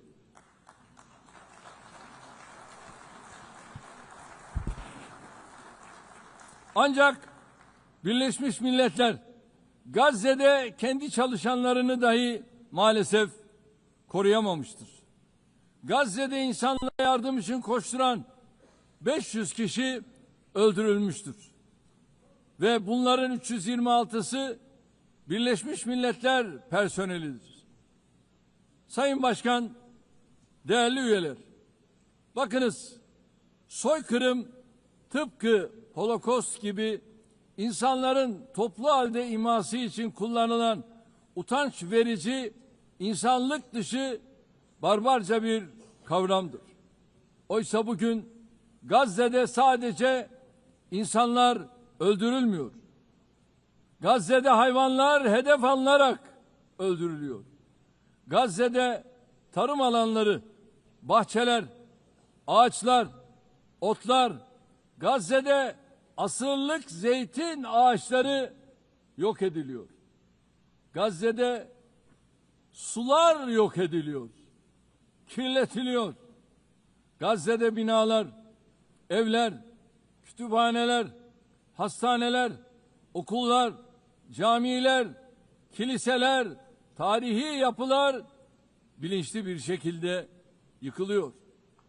Gazze'nin toprağı insan içinde, hayvan içinde, bitki içinde artık işe yaramaz hale getiriliyor.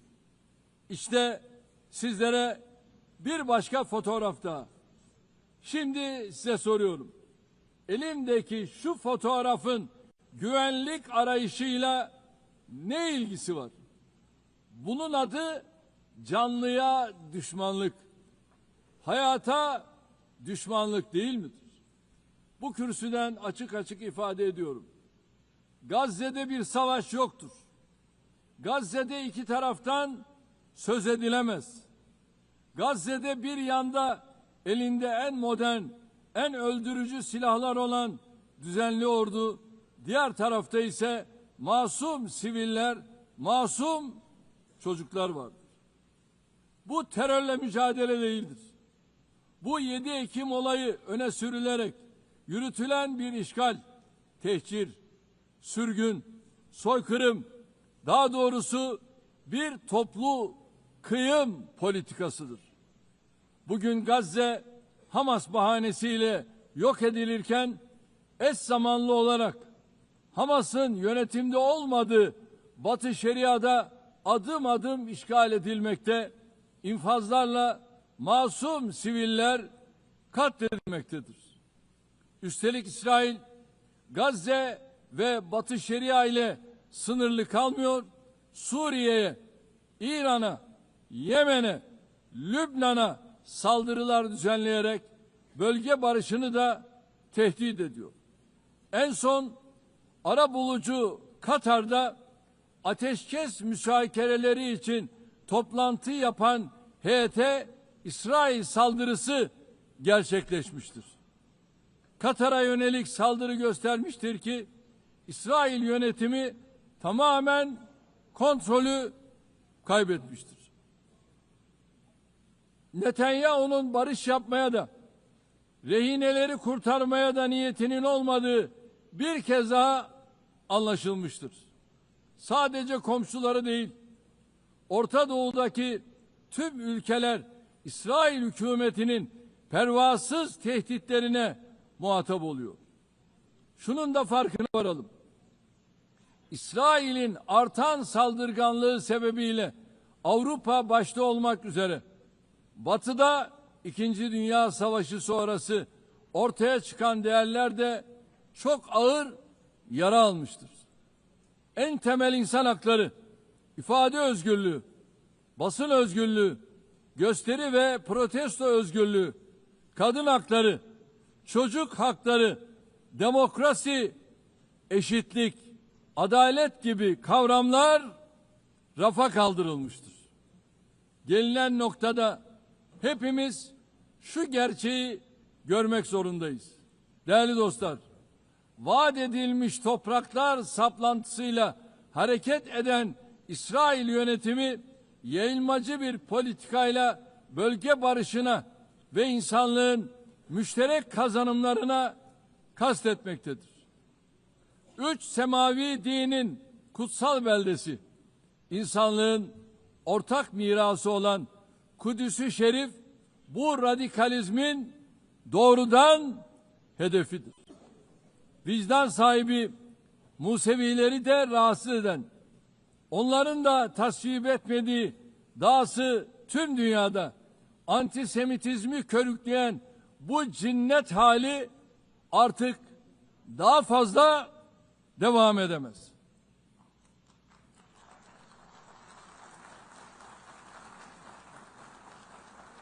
Gazze'de ateşkes bir an önce sağlanmalı, saldırılar durmalı, insani yardımların engelsiz girişine mutlaka izin verilmelidir. Soykırım kadrosunun uluslararası hukuka hesap vermesi temin edilmelidir.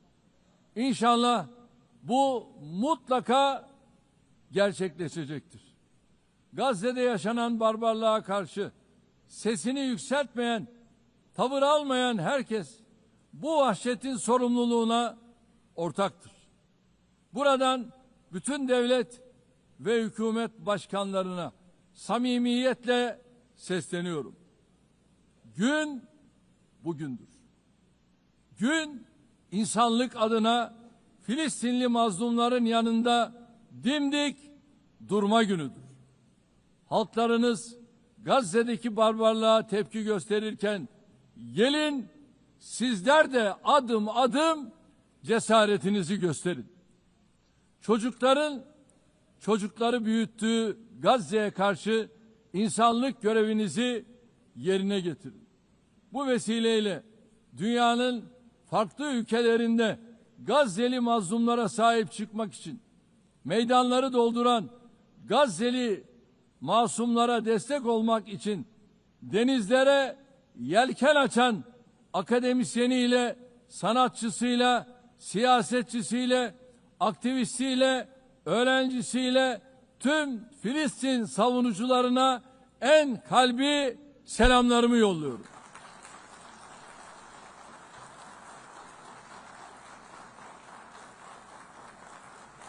Kıymetli delegeler, 13 yıl boyunca sizlere bu kürsüden komşumuz Suriye'de yaşanan zulümden ve çatışmalardan bahsettim.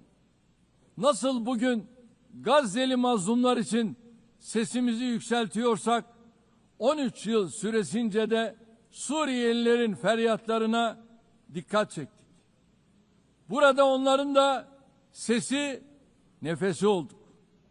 1 milyon insanın hayatına, milyonlarcasının da vatanlarını terk etmesine sebep olan zulüm, 8 Aralık devrimiyle birlikte hamdolsun artık tarihe karıştı. Suriyeli kardeşlerimiz 8 Aralık tarihi itibariyle yeni bir dönemin kapılarını açtılar. Eli kanlı bir rejime karşı mücadeleyi kazanan Suriye halkı, inanıyorum ki büyük bedeller ödeyerek elde ettikleri zaferi de inşallah menziline ulaştıracaktır. DAEŞ başta olmak üzere terörün hiçbir çeşidinin olmadığı, güvenliğin tesis edildiği bir ve bütün Suriye vizyonunu tüm imkanlarımızla destekleyeceğiz. Suriye'de istikrar kökleştikçe hiç şüphesiz bunun kazananı Suriyelilerle birlikte tüm komşu ülkeler, tüm bölgemiz olacaktır. Körfez'deki kardeş ülkelere de Suriye'nin toparlanmasına verdikleri katkılar için teşekkürlerimi iletiyorum. Bizimle aynı ilkeleri paylaşan tüm bölgesel ve uluslararası aktörlerle işbirliğimizi inşallah aynı şekilde sürdüreceğiz. Değerli dostlar, komşumuz İran'la ilgili nükleer dosyanın bir an evvel diplomasi yoluyla çözülmesini temenni ediyoruz. Unutulmamalıdır ki bölgemiz yeni bir krizi daha kaldıramaz. Komşumuz Irak'ın istikrarı, güvenliği ve refahı bölgemizin selameti bakımından fevkalade önemlidir. Kalkınma yolu projesi gibi kolektif refahı önceleyen stratejik hamlelere bu bakımdan büyük önem atfediyoruz. Kuzeyde her ikisi de komşumuz olan Rusya ve Ukrayna arasında İstanbul sürecine büyük bir iştiyakla ev sahipliği yapıyoruz. Doğrudan görüşmeler sayesinde çok sayıda esirin ve naaşın mübadelesine aracılık ettik. Taraflar arasında barış müzakerelerinin modalitelerini belirlemeye çalıştık. Unutmayın, savaşın kazananı adil bir barışın kaybedeni olmaz şiarıyla önümüzdeki dönemde de ateşkes için çaba göstermeye devam edeceğiz. Azerbaycan ve Ermenistan arasında barışın tesisi için tarafları en başından bu yana cesaretlendirdik. 8 Ağustos tarihinde iki ülke arasında kalıcı barışa giden adımların atılmasından memnuniyet duyuyoruz. Azerbaycan Cumhurbaşkanı Sayın Aliyev ile Ermenistan Başbakanı Sayın Paşinyan başta olmak üzere sürece katkıda bulunan Amerikan Başkanı Sayın Trump'ı burada bir kez daha tebrik ediyorum. Bu vesileyle ülkemizle Ermenistan arasındaki normalleşme sürecinin kendi rayında ilerlediğini de ifade etmek isterim. Diğer bir arabuluculuk faaliyetimiz olan Ankara süreci kapsamında Somali ile Etiyopya arasındaki ihtilafın halline yönelik gayretlerimizi sürdürüyoruz. Tarafların bu girişimi hızla, başarıyla neticelendirmelerini temenni ediyorum. Değerli delegeler, Karadeniz'de güvenliğin teminatı olan Montreux Sözleşmesi'ni tam 89 yıldır tarafsızlık içinde harfiyen uygulamaktayız. Ege Denizi'ni ve Doğu Akdeniz'i ilgili tüm tarafların meşru menfaatlerine riayet edilen bir istikrar ve refah havzası olarak görmek istiyoruz. Enerji ve çevre başta olmak üzere her konuda yapıcı işbirliğine hazırız. Komşularımızdan da aynısını bekliyoruz. Bu vesileyle Doğu Akdeniz'de Türkiye'yi ve Kuzey Kıbrıs Türk Cumhuriyeti'ni dışlayan projelerin başarılı olamayacağını burada özellikle vurgulamak istiyorum. Kıbrıs adasının batısında Türkiye'nin hak ve yetkileri, adanın etrafındaki alanlarda ise Kıbrıs Türklerinin meşru hakları vardır. Daha evvel de teklif ettiğimiz Doğu Akdeniz Konferansı müşterek bir zeminin bulunmasına katkı yapacaktır. Kıbrıs meselesinin çözümü daha önce defalarca denenmiş ancak Rum tarafının uzlaşmaz tutumu nedeniyle tüketilmiş federasyon modeli üzerine bina edilemez. Kıbrıs adasında iki ayrı devlet ve iki ayrı halk vardır. Kıbrıs Türkleri adanın eşit sahibidir ve azınlık olmayı kabul etmeyecektir. Uluslararası toplum Kıbrıs Türklerinin yarım asırdır maruz bırakıldıkları haksız izolasyona artık son vermelidir.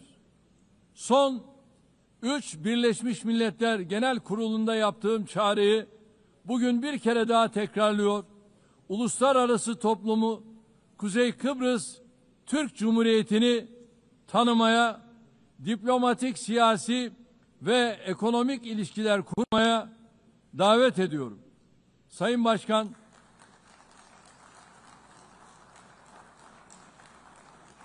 Başkan, değerli üyeler, önümüzdeki dönemde Türkiye-Avrupa Birliği ilişkilerinde yeni bir başlangıç ve vizyon arzuluyoruz. Bu vizyon günü kurtaran değil, ufku yeniden tayin eden, ortak geleceğimizi şekillendiren bir vizyon olmalıdır. Bunun için elbette Avrupa Birliği'nin de bizim kadar istekli ve kararlı olması mühimdir. Net güvenlik sağlayıcısı bir ülke olarak Birleşmiş Milletler, NATO, AGİT ve Avrupa Birliği'nin harekat ve misyonlarına katkılarımızı sürdürüyoruz. 2026 yılındaki NATO zirvesini Ankara'da toplayacağız. NATO müttefikimiz Amerika Birleşik Devletleri ile ilişkilerimizi ticaret, yatırım, enerji ve savunma sanayi başta olmak üzere birçok alanda güçlendiriyoruz. Atayurdumuz Orta Asya'daki kardeş ülkelerimizin barış, istikrar ve refahı bizim için vazgeçilmezdir. Türk Devletleri Teşkilatımız bölgesel bir çatı olmanın ötesine geçerek küresel bir aktör olma yolunda ilerliyor. Köklü beşeri bağlarımızın olduğu Balkanlarda barışın ve istikrarın sürmesi için yoğun gayret içindeyiz. Temmuz ayında ihdas ettiğimiz Balkan Barış Platformu bu yöndeki çabalarımızın en yeni örneğidir. KFOR komutanlığı görevini de bu yıl Ekim ayında bir kez daha üstleneceğiz. Afganistan'daki yönetimin toplumu kuşatıcı, dikkate alan bir anlayış sergilemesi temel arzumuzdur.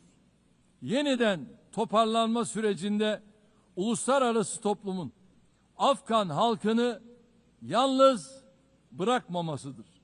Türkiye ve Türk milleti olarak Afgan kardeşlerimizin her daim yanında olmaya devam edeceğiz.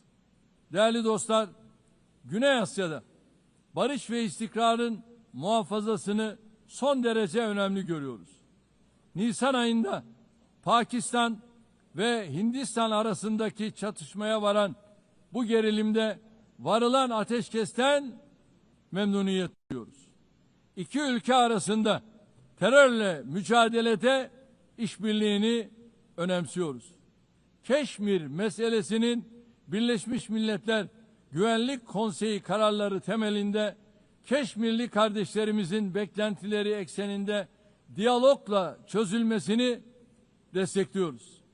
Afrika kıtasıyla eğitimden sağlığa, altyapıdan ticarete kadar geniş bir yelpazede ilişkilerimiz yıldan yıla güçleniyor.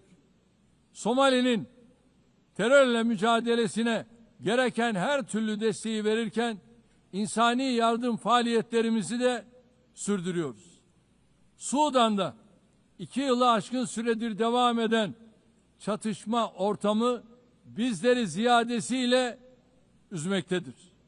Sudan'da akan kanın durması ve sürdürülebilir barışın tesis edilmesi uluslararası toplumun ortak sorumluluğudur. Bizim bu yöndeki çabalarımız devam edecektir. Büyük Göller bölgesi yıllardır süren istikrarsızlık ve çatışmalardan ziyadesiyle müzdarip olmuştur.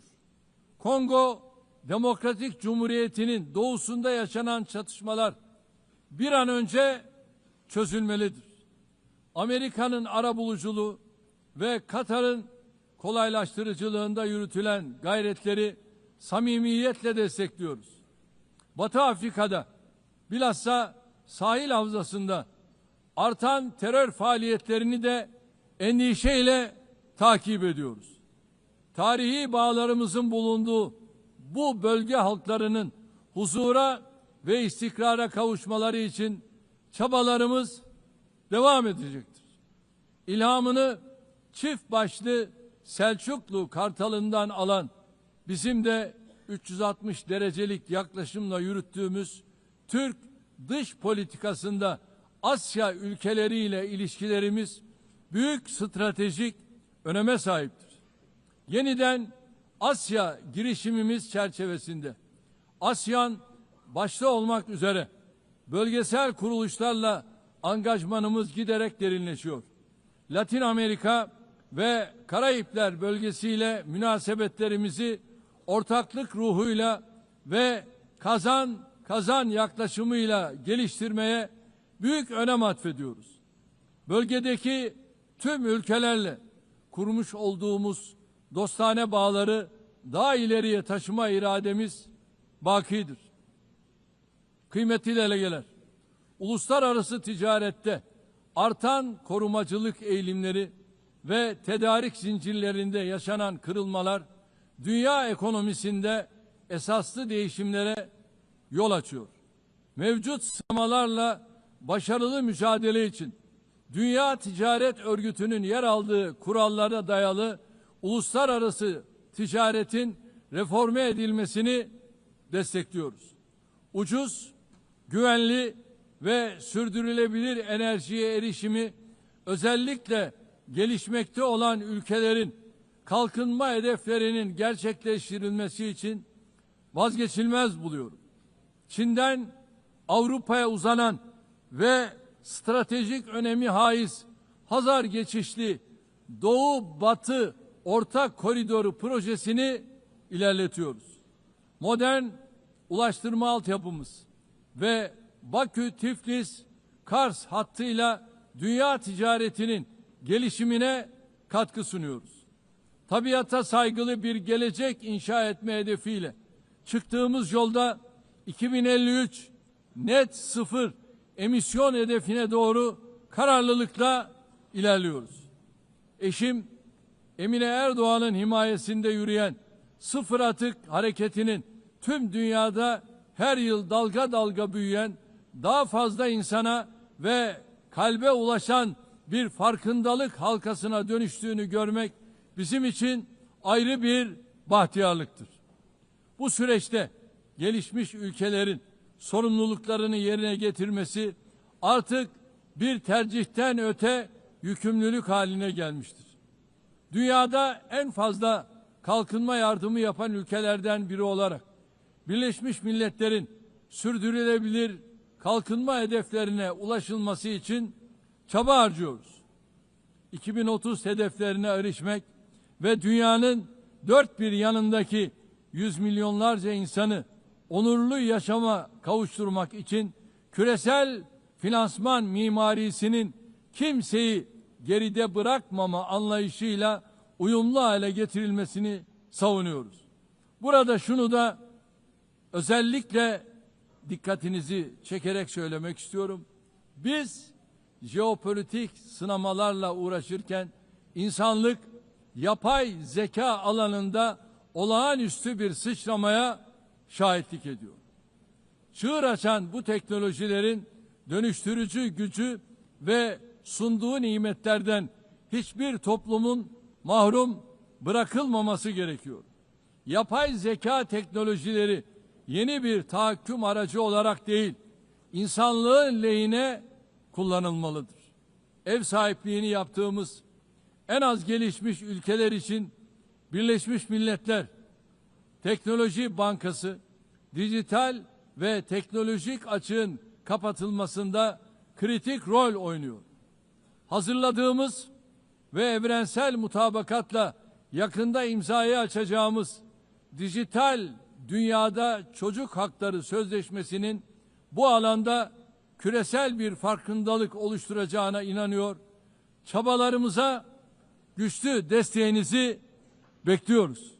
Diğer taraftan ırkçılık, yabancı karşıtlığı ve bilhassa İslam düşmanlığının vahim boyutlara ulaştığı günümüzde bir arada yaşama kültürünü tehdit eden bu akımlarla mücadele insanlık için zaruret halini almıştır.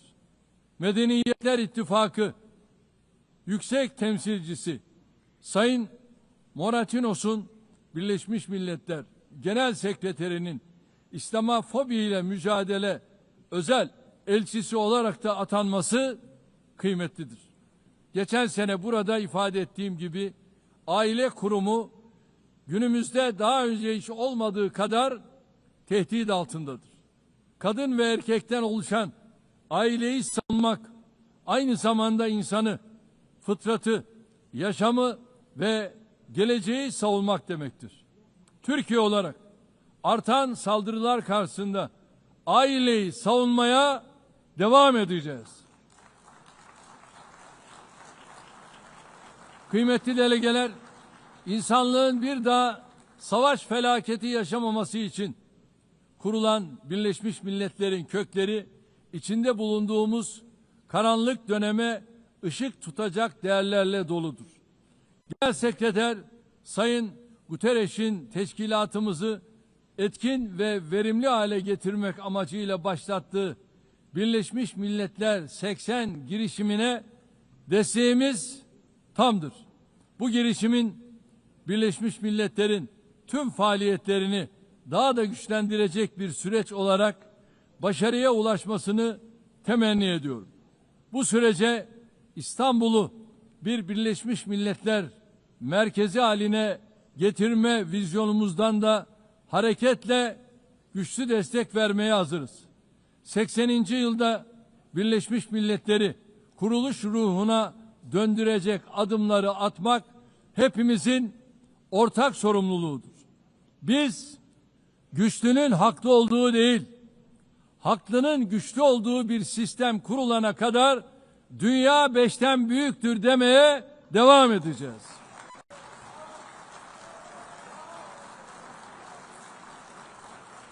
Görevimiz sistemi terk etmek değil, onarmak, yeniden işler hale getirmektir.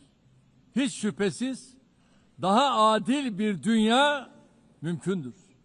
Türkiye daha adil bir dünyanın inşası için mücadelesini sabırla devam ettirecektir.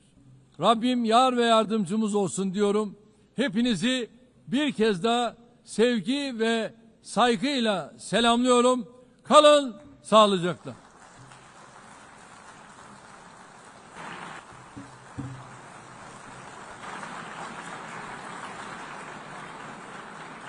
On behalf of the Assembly, I wish to thank the President of the Republic of Turkey.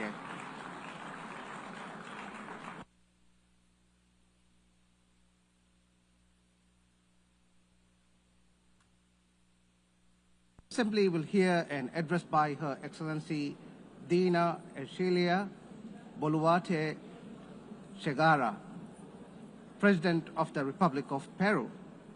I request protocol to escort Her Excellency and invite her to address the Assembly.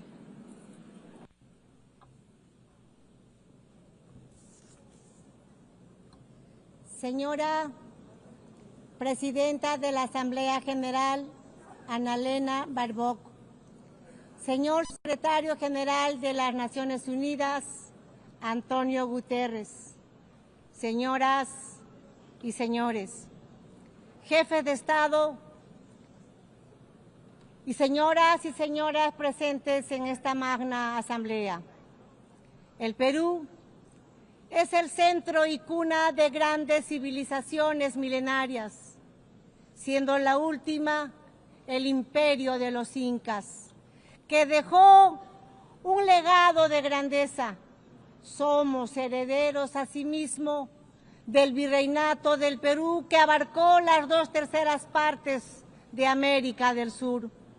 Somos un país mestizo, mezcla fundamental entre hispanos y andinos, orgulloso de ser heredero de los más grandes imperios de Europa y América del siglo XVI. El pueblo peruano es hoy resiliente, emprendedor, solidario, amante de la paz, la libertad y la democracia.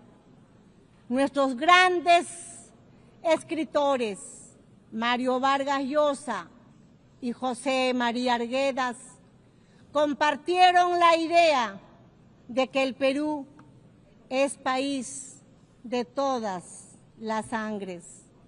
Nuestra identidad expresa creativamente que somos la unidad de los diversos, unidos bajo la misma roja y blanca bandera peruana. En nuestro país viven los pueblos originarios y los pueblos del mundo en paz y unidad, como una gran síntesis del Perú, país en el que vivió y trabajó durante 40 años el Papa León XIV, nacionalizado peruano, por su profundo amor a nuestra gente, tanto por su carácter solidario y pacífico, como por su fe católica y cristiana. Todos los estudios señalan que somos el país más emprendedor del mundo, razón por la cual después de la pandemia del COVID-19, que por una pésima administración gubernamental alcanzó más de 2 millones de fallecidos, nos hemos empezado a recuperar, logrando hoy más de 17 meses de crecimiento consecutivo de nuestra economía. Hemos derrotado la recesión y la inflación originada por la violencia política y por la corrupción. Un golpe de Estado fallido y la fuga de más de 20.000 millones de dólares entre los años 2021 y 2023. Hemos recuperado la confianza de la inversión nacional, pero también del extranjero, y abrazado a la libertad. Somos un país solvente y estable por el golpe de Estado de diciembre del 2022 que pretendía instaurar una dictadura sometiendo a todos los poderes del Estado. Tuve que asumir constitucionalmente la presidencia de la República. Desde ese entonces se estableció una narrativa por la cual el golpista se convirtió en víctima y la presidenta, que asumió constitucional y legalmente la presidencia, fue acusada por algunas voces de golpista y usurpadora. La mentira trastocada en verdad y la verdad en mentira. Este es uno de los temas de nuestro tiempo. La construcción de narrativas falsas que buscan armar proyectos políticos antidemocráticos. La reflexión es que las ideologías de odio, con sus proyectos de estados fallidos, que crecen como estados todopoderosos, requieren para imponerse una narrativa falsa para lograr su objetivo por medio de la violencia que en el poder aplasta las libertades, aplasta los medios de comunicación, a la oposición democrática, viola los derechos humanos y da inicio al control, confiscación y expropiación de las empresas privadas, creando una burocracia corrupta que destruye la economía, la sociedad y la moral pública. El primer paso para todo ello es la construcción de un relato en el que se miente, se engaña y se manipula. La ideología del odio de clases es muy hábil en trastocar la realidad y construir falsos relatos, pues utiliza el método totalitario de repetir ad infinitum una mentira, como se hiciera en el mundo antes de la Segunda Guerra Mundial y como se viene haciendo nuevamente, porque el totalitarismo se renueva, se presenta con otros rostros, porque lo que sigue siendo una grave amenaza para los países y para el mundo. El cínico relato se ve reforzado por el intervencionismo en los asuntos internos de los países, apoyando y difundiendo falsedades para destruir la democracia y eliminar la libertad. En el Perú hemos superado una fuerte, organizada y persistente violencia política que pretendía la vuelta al gobierno del golpista, y desde el año 2024 se ha logrado avanzar en el restablecimiento de la estabilidad y la confianza, razón por la cual la economía peruana logró crecer ese año 3,3% y en el presente año 2025 está superando un crecimiento del 3,5%, previéndose que el año 2026 se mantenga la tendencia de la expansión económica. El gobierno garantiza 3 años de crecimiento económico encabezando las cifras en Sudamérica. La inflación que tenemos es inferior al 2% anual. Las reservas internacionales son superiores a los 88.000 millones de dólares y nuestra moneda se mantiene estable y se fortalece cada día más. Nuestra deuda externa es menor al 32,2% del PBI, una de las más bajas de América y del mundo.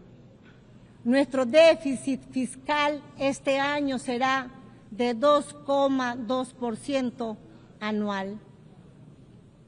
Señora Presidenta de esta magna Asamblea, el 24 de octubre se creó las Naciones Unidas, después de la Segunda Guerra Mundial, cuando se logró derrotar a uno de los mayores proyectos políticos totalitarios, construido bajo una ideología de odio que produjo el más grave genocidio en la historia de la humanidad, el Holocausto, que jamás debemos olvidar.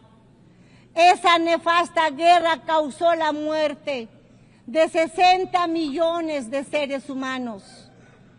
Toda ideología de odio, el odio de clases y su elevación a principio y motor de la historia, el odio racial, el nacionalista, el odio religioso, étnico, el odio a las mujeres, entre otros, son los causantes de los peores crímenes en la historia humana. Las ideologías de odio construyen relatos como verdades absolutas que instrumentalizan a las personas y a los pueblos. La Constitución política de mi patria afirma que la defensa de la persona humana y su dignidad es el fin supremo de la sociedad y del Estado.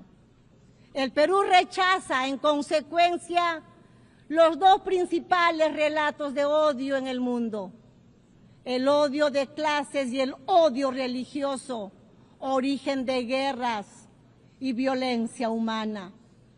En el Perú hemos sufrido más de 20 años de un terrorismo mesiánico, dogmático, violento y genocida, que le costó la vida a más de 70,000 peruanos.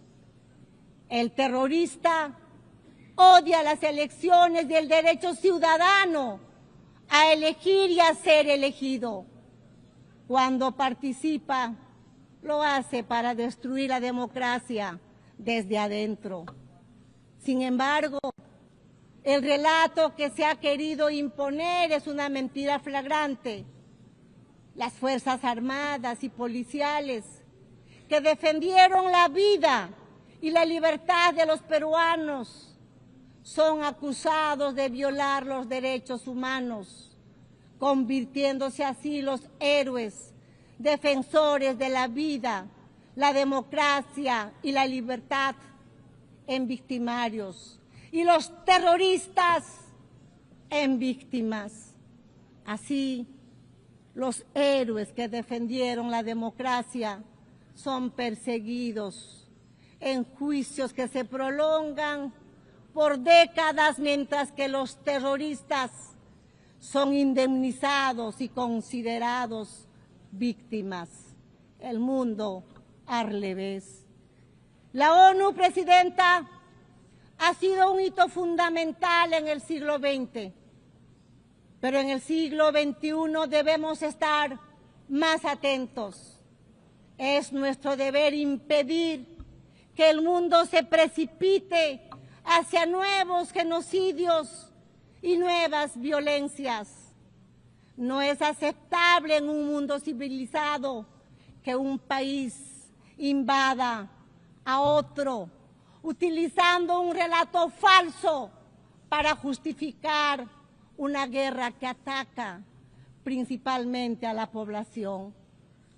No es admisible la matanza de civiles, la captura de centenares de jóvenes, mujeres y hasta niños para utilizarlos como rehenes.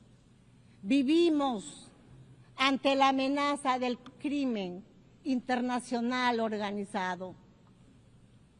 En el Perú, la delincuencia internacional dedicada a la extorsión recurre a métodos terroristas como los atentados con explosivos para someter a los ciudadanos.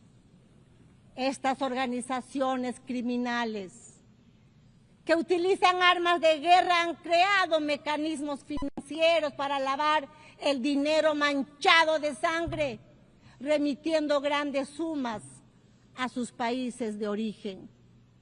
Se pretende normalizar esta violencia que requiere para su derrota el reconocimiento por la ONU como organizaciones terroristas y una nueva legislación nacional e internacional que detenga su amenaza al sistema democrático y al desarrollo de los pueblos.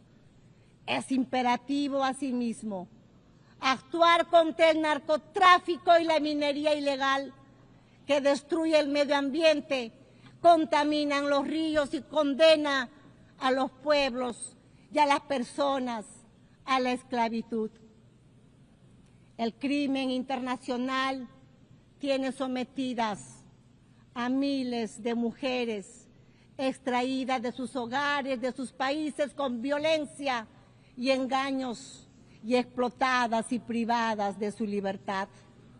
Señoras y señores, vivimos momentos que nos recuerdan los episodios más oscuros de nuestra historia moderna y el Perú está convencido que el mundo no necesita menos ONU, sino más y mejor ONU. Una que esté acorde con los tiempos en los que las ideologías de odio que tanto daño causaron y causan a la humanidad se han refugiado en la mentira, en las informaciones falsas y en la penetración de las sociedades democráticas. El Perú, como miembro fundador, está comprometido con un sistema multilateral abierto, basado en el derecho internacional y los principios de la Carta de Naciones Unidas. El pilar, el modelo, la ONU, pero es momento de hacer un alto y mirar lo que está pasando en el mundo a nuestro alrededor. En este momento estamos aquí, pero al otro lado del mundo están matando niños, niñas, personas inocentes. La prosperidad al mundo debe ser en ese trabajo responsable y unido. Y que hoy debe ingresar a un proceso de adecuación frente a las nuevas amenazas. Cada uno de nuestros países tiene el deber de contribuir al desarrollo de soluciones a los problemas comunes que enfrentamos, y en eso se esfuerza mi país. Pero la interconexión de nuestras sociedades y economías hacen que solo a través de la cooperación internacional podamos resolver la crisis que enfrentamos. Si no reformamos las Naciones Unidas, nuestra casa común, para devolverle representatividad y efectividad a su acción, corremos el grave riesgo de ver desaparecer uno de los instrumentos más preciados que tiene la comunidad internacional para la estabilidad del mundo. Por ello, el Perú apoya los trabajos de la iniciativa ONU 80, iniciados por el secretario general, poniendo especial énfasis en la necesidad de volver a centrar la organización en sus funciones fundamentales, acercándola a las necesidades de los pueblos, a la vez que volviéndola más eficiente. La ONU 80 debe ser una oportunidad para fortalecer el multilateralismo y asegurar que la organización esté mejor preparada para cumplir sus objetivos esenciales. Esta reforma solo podrá rendir plenamente sus frutos si es complementada por una transformación de la gobernanza de la ONU, que evite los bloqueos institucionales en la toma de decisiones a la vez que asegure su idoneidad.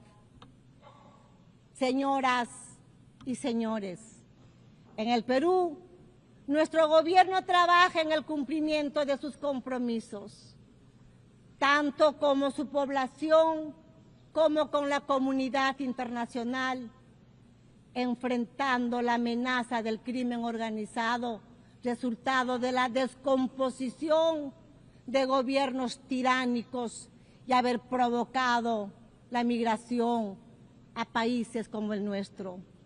Desde el primer día de mi gobierno hemos luchado por restablecer la gobernabilidad en el país y derrotar la polarización y la violencia.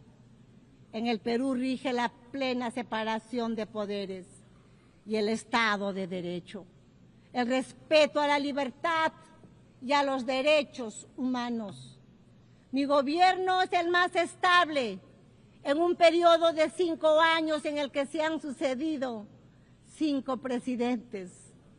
Estamos luchando por la seguridad ciudadana, enfrentando a la delincuencia que aprovecha el alza del precio del oro y el narcotráfico, con resultados positivos que pueden ser verificados. Trabajamos por fortalecer el capital humano. Estamos dando la batalla contra la desnutrición infantil y la anemia. Construimos escuelas y hospitales en todo el país, como no se ha hecho en los últimos años. La prioridad son los niños, las mujeres y la familia peruana. Estamos modernizando la infraestructura de mi país, puertos, aeropuertos, carreteras, puentes, diseñando una economía mejor conectada al mundo, así como una firme política de lucha contra la corrupción. Nuestro objetivo es garantizar elecciones libres e imparciales, derrotando el intento de una minoría violenta que busca su fracaso. Señoras y señores, la Organización de las Naciones Unidas ha estado siempre presente en la historia moderna de mi país, en particular en sus momentos más difíciles. Simultáneamente a lo que pasa en el mundo y a pesar de nuestros esfuerzos, el Perú hoy encuentra a sus instituciones democráticas y el Estado de Derecho atacados por la polarización de la política, causa y consecuencia del retorno de la violencia extremista. Padece el flagelo de la delincuencia organizada transnacional terrorista, que es causa de muertes, atentados e inseguridad, y del narcotráfico que destruye el tejido social. Afronta la amenaza del cambio climático que deteriora su Amazonía, provoca el derretimiento de sus glaciares y pone en riesgo su biodiversidad. Fomenta un crecimiento inclusivo y sostenible en un contexto de oposición entre potencias. Pero ninguno de estos problemas es solamente nacional, sino global. Por ello, necesitamos que las Naciones Unidas vuelva a ser un ágora del diálogo y la cooperación. Deseo recordar el legado del embajador Javier Pérez de Cuéllar, quien logró ejercer una acción relevante de la organización a pesar de la Guerra Fría. Con ese ejemplo y en el apego de nuestra región a los propósitos de la Carta y en aras de una mejor representación, creemos que es tiempo de que quien ocupe la próxima Secretaría General provenga de Latinoamérica. Señoras y señores, el Perú está comprometido en lograr que esta Asamblea General no sea una simple efemérides, sino la reafirmación de nuestro compromiso hacia una acción colectiva que revitalice a las Naciones Unidas como herramienta que apoye la paz y la unidad global, así como el desarrollo. Tenemos que ser firmes en la verdad frente a los relatos que la escamotean, la pervierten o mienten abiertamente con el fin de ocultar agendas que no corresponden a nuestro tiempo y mucho menos al destino de la humanidad. Por ello, es imperativo fortalecer la verdad frente a los relatos basados en el odio, la mentira repetida que busca imponerse y que solo engendra destrucción. Pese a todos los obstáculos, la verdad se abre paso y nos hace libres. Paz y unidad para el Perú y el mundo, huerajuchas del planeta. Cuscayan Yancasun, ama Chicnicuspa, ama Yuyacuspa, buscando el desarrollo de nuestro pueblo. Señoras presidentes y presidentes del mundo, juntos trabajemos, sin odiarnos, queriéndonos, procurando el desarrollo de nuestros pueblos. Sí a la vida, no a la violencia y no a la guerra. Muchas gracias.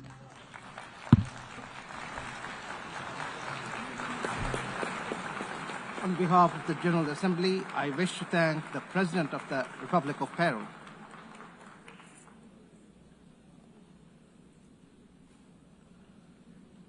The Assembly will hear an address by His Majesty King Abdullah II Ibn al-Hussein, King of the Hashemite Kingdom of Jordan. I request protocol to escort His Majesty and invite him to address the Assembly.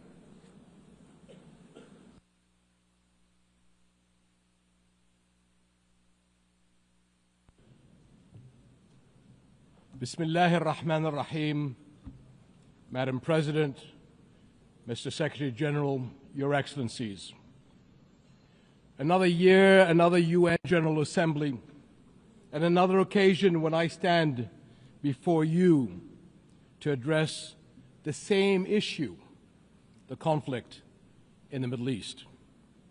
And not for the first time, developments on the ground have made me question the worth and utility of words in capturing the magnitude of the crisis.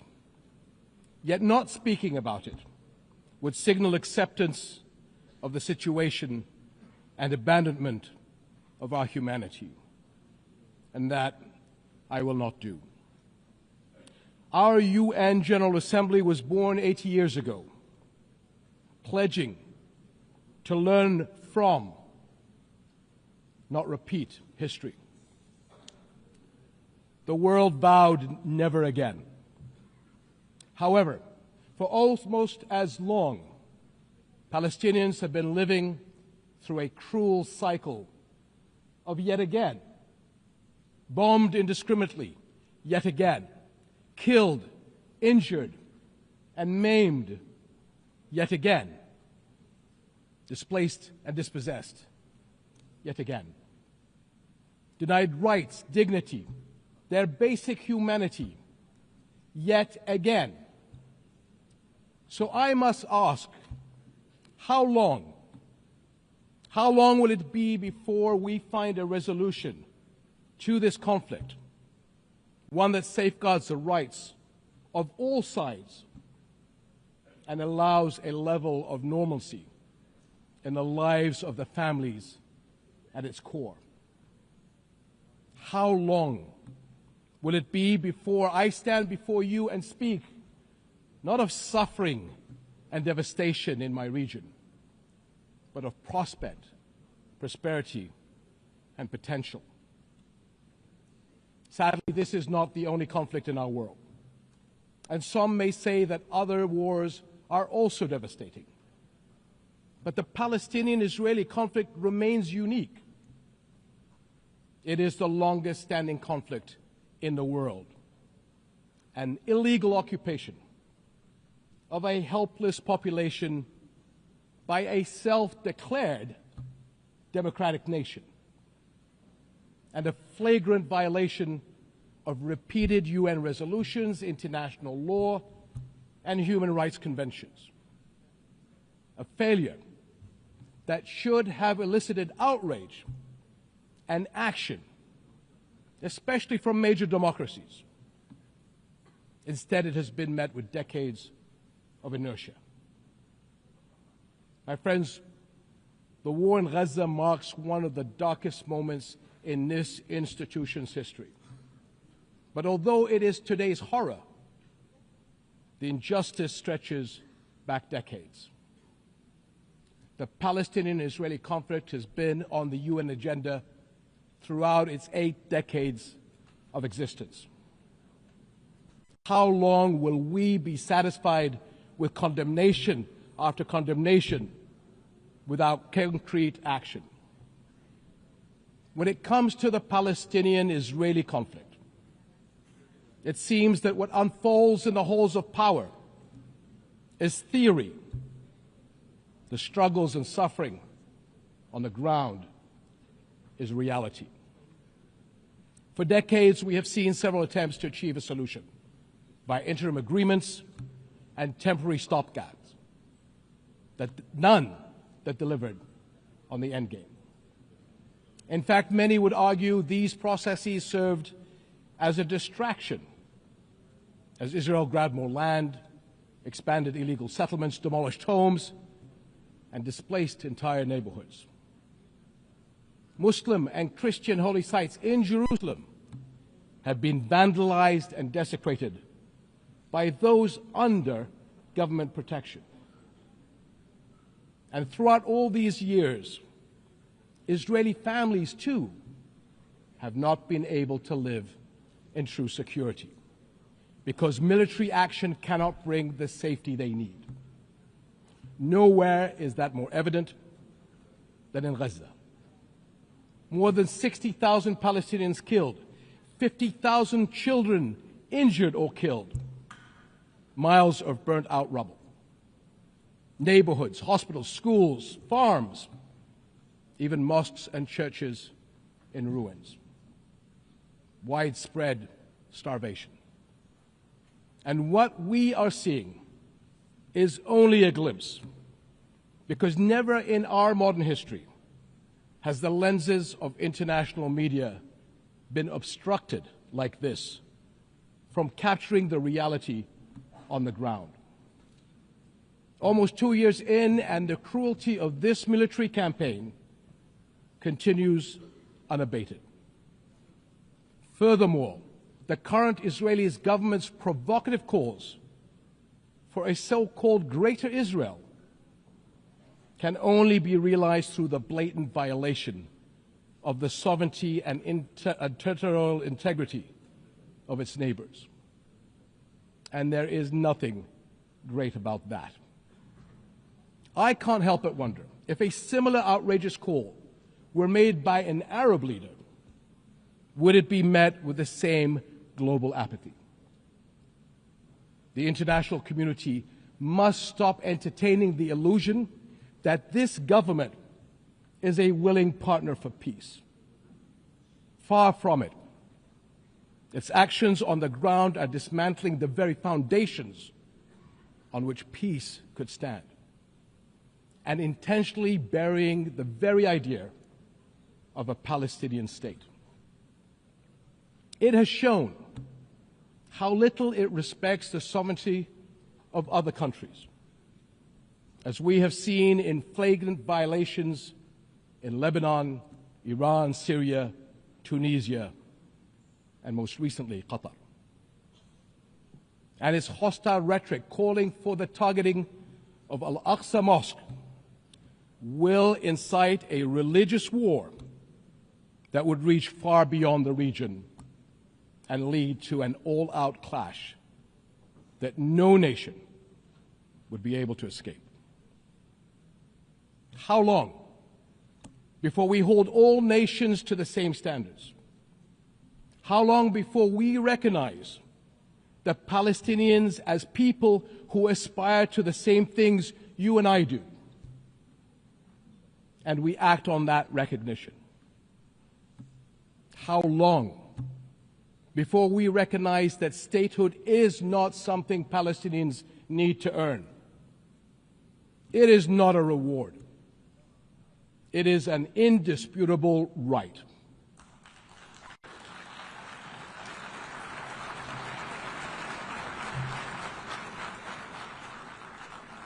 In Jordan, we are determined to work for a world in which people are secure in their homes, are safe to practice their faiths, and are able to live and thrive in dignity. As custodians of Muslim and Christian holy sites in Jerusalem, we safeguard these holy places against actions that violate the city's legal and historical status quo. Compromising the delicate balance in the holy city will turn it into a tinderbox that ignites global conflict. And Jordan is serving as the main base for international humanitarian response in Gaza, working by all possible means to provide critical supplies of aid and food. And we appreciate our regional and international partners. I'm also immensely proud of the many Jordanians, including men and women of Jordan Armed Forces, who are at the heart of this effort. Ground convoys, aircraft crews, doctors, nurses, and mobile medical staff who work even under fire to provide relief. These and countless others carry forward Jordan's deep heritage of compassion and generosity to people in grave need. My friends, amid such darkness, there is a glimmer on the horizon.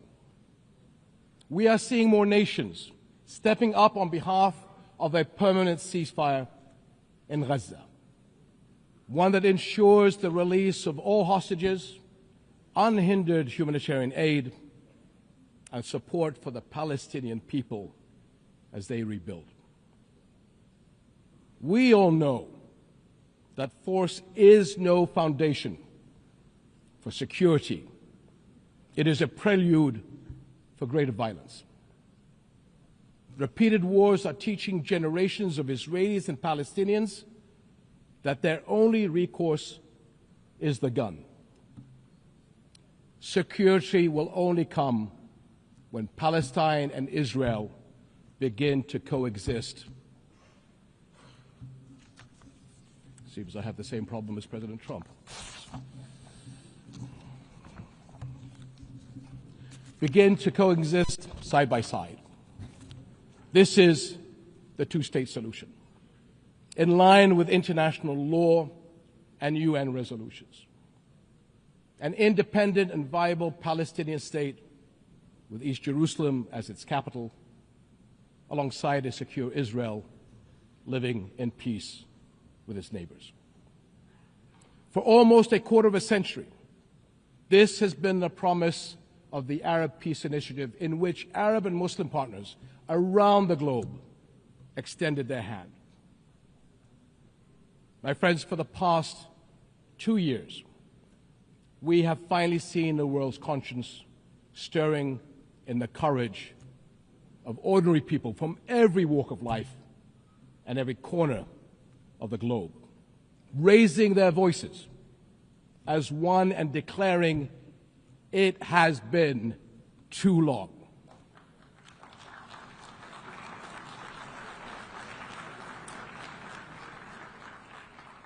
This United Nations must echo that call. It has been too long, and it must act on that call until peace is a reality.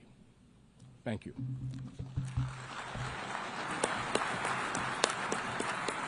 On behalf of the Assembly, I wish to thank the King of the Hashemite Kingdom of Jordan.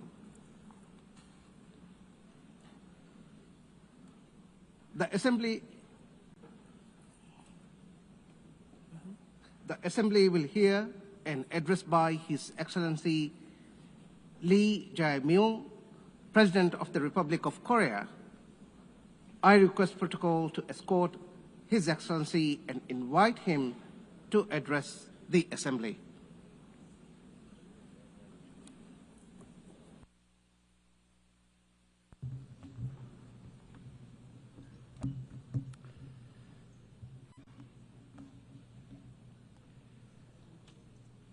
세계 평화와 공동 번영에 기여해온 모든 유엔 회원국과 유엔 직원 여러분께 먼저 존경과 감사의 말씀을 전합니다.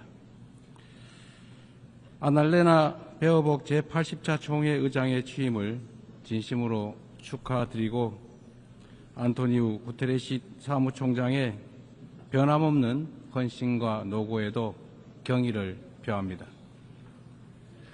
의장님과 사무총장님의 뛰어난 리더십 아래 이번 유엔 총회가 더욱 의미 있는 성과를 거둘 수 있기를 희망합니다.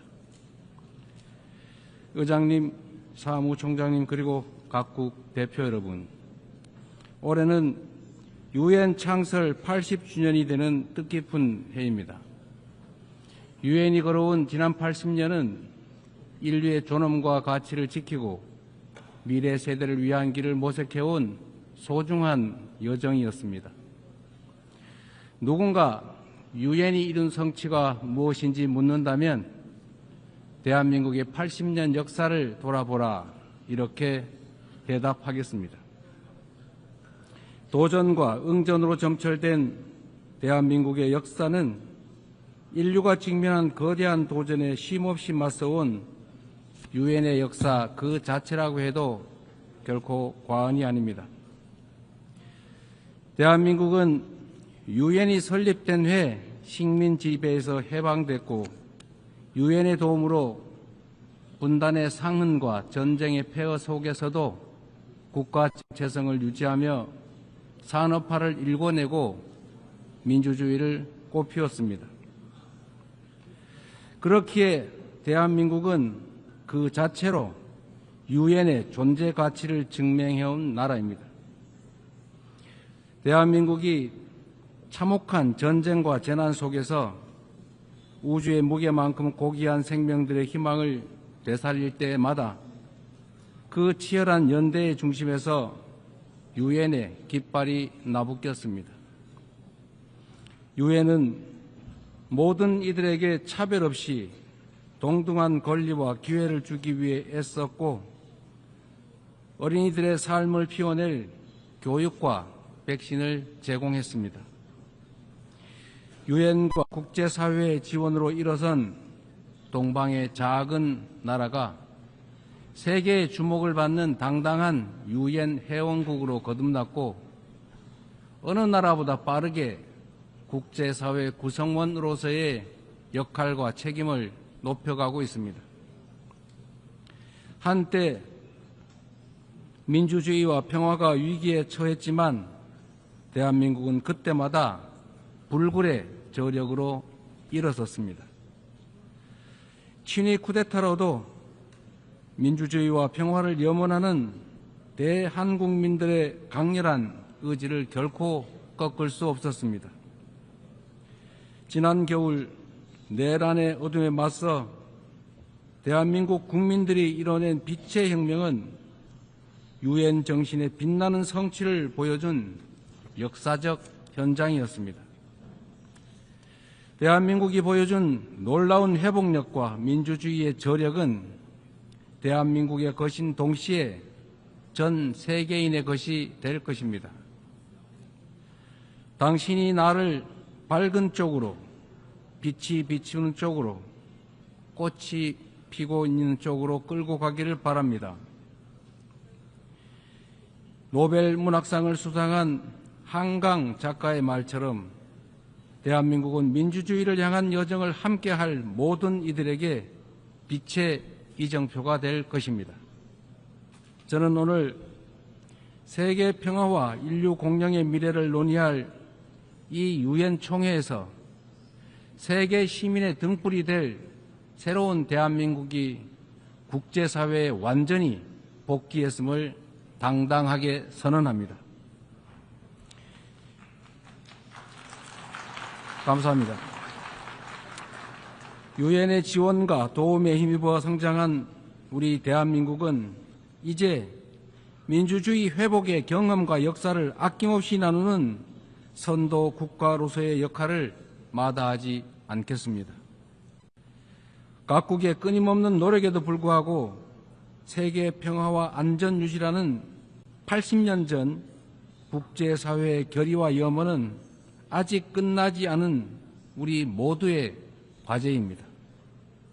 여전히 2억 8천만 명의 인구가 극심한 기아 상태에 놓여 있고 우크라이나, 중동을 비롯한 세계 곳곳의 무력 분쟁, 이미 현실이 된 기후위기가 인류 생존을 위협하고 있습니다. 유엔을 창설한 선각자들의 지혜에 그리고 대한민국 국민이 증명한 길에 답이 있습니다. 방법은 하나, 더 많은 민주주의입니다. 대한민국의 국민 주권 정부는 집단 지성의 힘으로 더 나은 대안을 찾아내는 민주주의의 혁신을 끊임없이 시도하고 있습니다.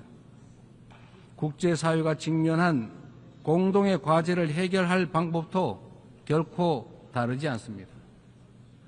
같은 문제를 겪는 모든 국가가 이곳 유엔에 모여 함께 머리를 맞대는 다자주의적 협력을 이어나갈 때 우리 모두 평화와 번영의 밝은 미래로 함께 나아갈 수 있을 것입니다.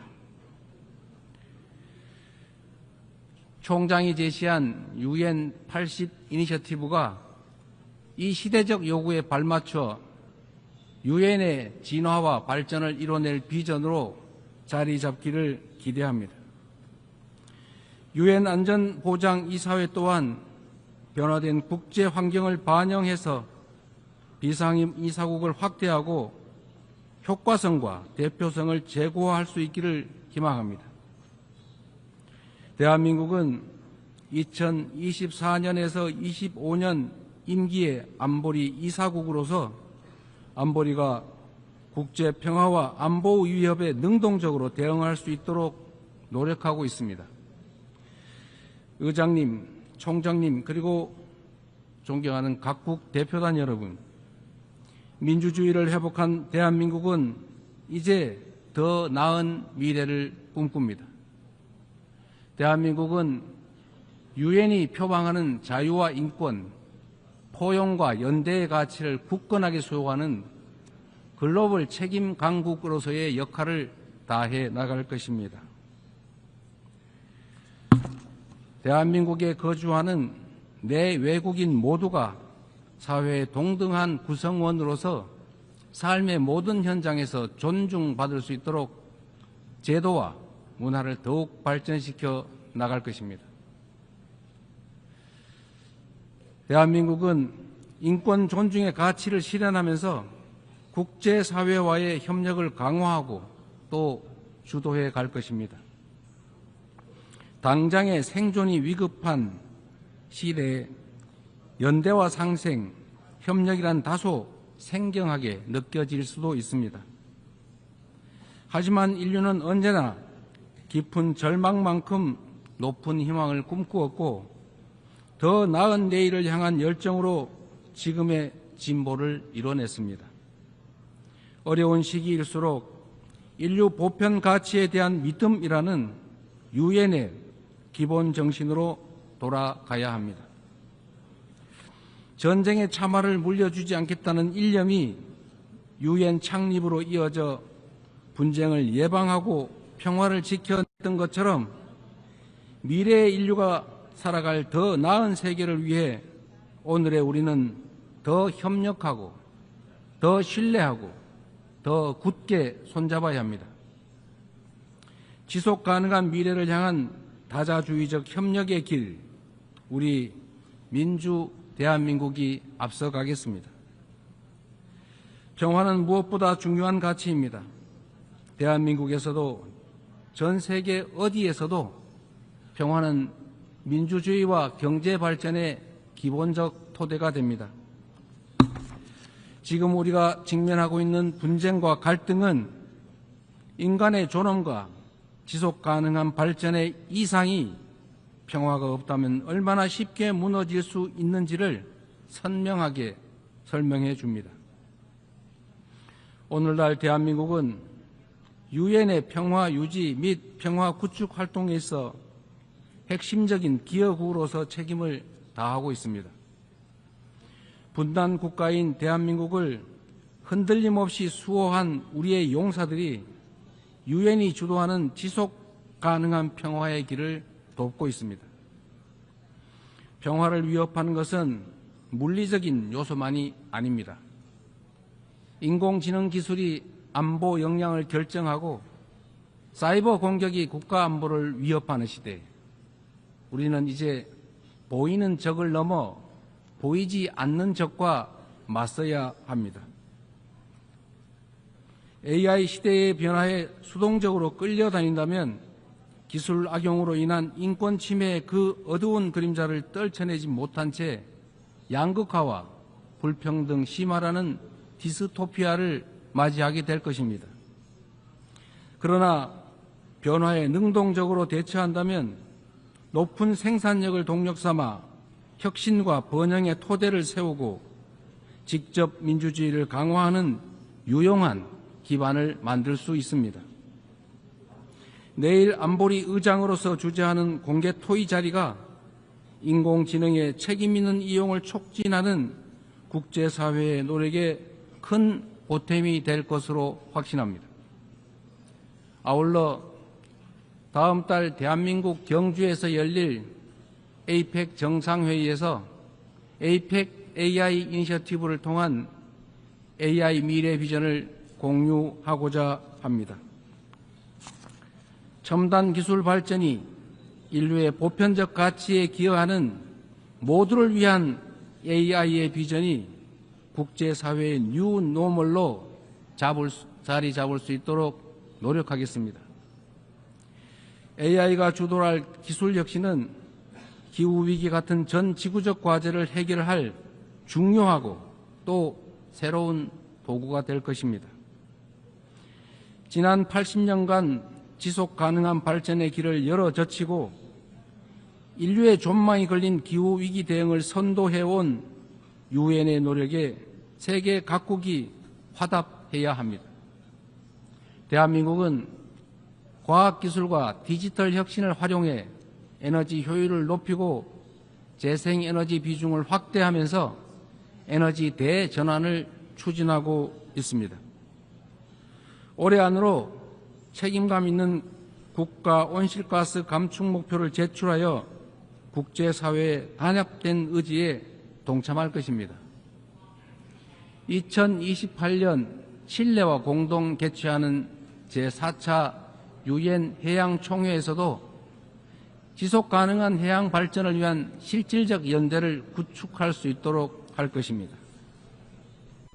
이처럼 전 지구적 과제에 적극 대처하는 우리 대한민국의 노력은 지속 가능한 발전이라는 인류 공동의 약속을 실현하겠다는 확고한 의지를 바탕으로 한 것입니다. 10년 전 유엔이 지속 가능한 발전 목표를 수립한 이래 국제사회는 빈곤 퇴치와 불평등 해소를 위한 여러 진전을 이뤄냈습니다. 그러나 개발 재원에 대한 수요는 지속적으로 늘어나고 가장 취약한 이들은 여전히 고통 속에 놓여 있습니다. 엄중한 현실을 직시하고 새로운 변화를 만들어냅시다. 글로벌 개발 거버넌스를 구조적으로 개혁하는 동시에 재원의 질을 높이는 방향으로 나아가야 합니다. 원조받던 나라에서 원조하는 나라로 성장하고 도약한 대한민국의 사례가 더 많이 나올 수 있도록 함께 힘을 모아 주실 것으로 믿습니다. 올해는 유엔 창설 80주년이자 한반도 분단 80주년입니다. 새로운 도전과 함께 미완의 과제가 우리를 기다리고 있습니다. 민주 대한민국은 평화 공존, 공동 성장의 한반도를 향한 새로운 여정을 시작합니다. 그 첫걸음은 남북 간 무너진 신뢰를 회복하고 상호 존중의 자세로 전환하는 것입니다. 대한민국 정부는 상대의 체제를 존중하고 어떠한 형태의 흡수 통일도 추구하지 않을 것이며 일체의 적대 행위를 할 뜻이 없음을 다시 한번 분명하게 밝힙니다.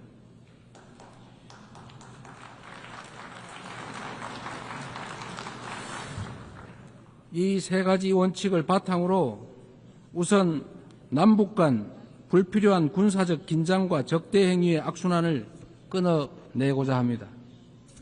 취임 직후 대북 전단 살포와 대북 방송 중단 등의 조치를 선제적으로 취한 것도 같은 이유입니다. 앞으로 우리 정부는 남북 간 군사적 긴장 완화와 신뢰 회복의 길을 일관되게 모색할 것입니다. 가장 확실한 평화는 싸울 필요가 없는 상태입니다. 교류, 관계 정상화, 비핵화, 즉 END를 중심으로 한 포괄적인 대화로 한반도에서의 적대와 대결의 시대를 종식하고 평화 공존과 공동 성장의 새 시대를 열어가야 합니다.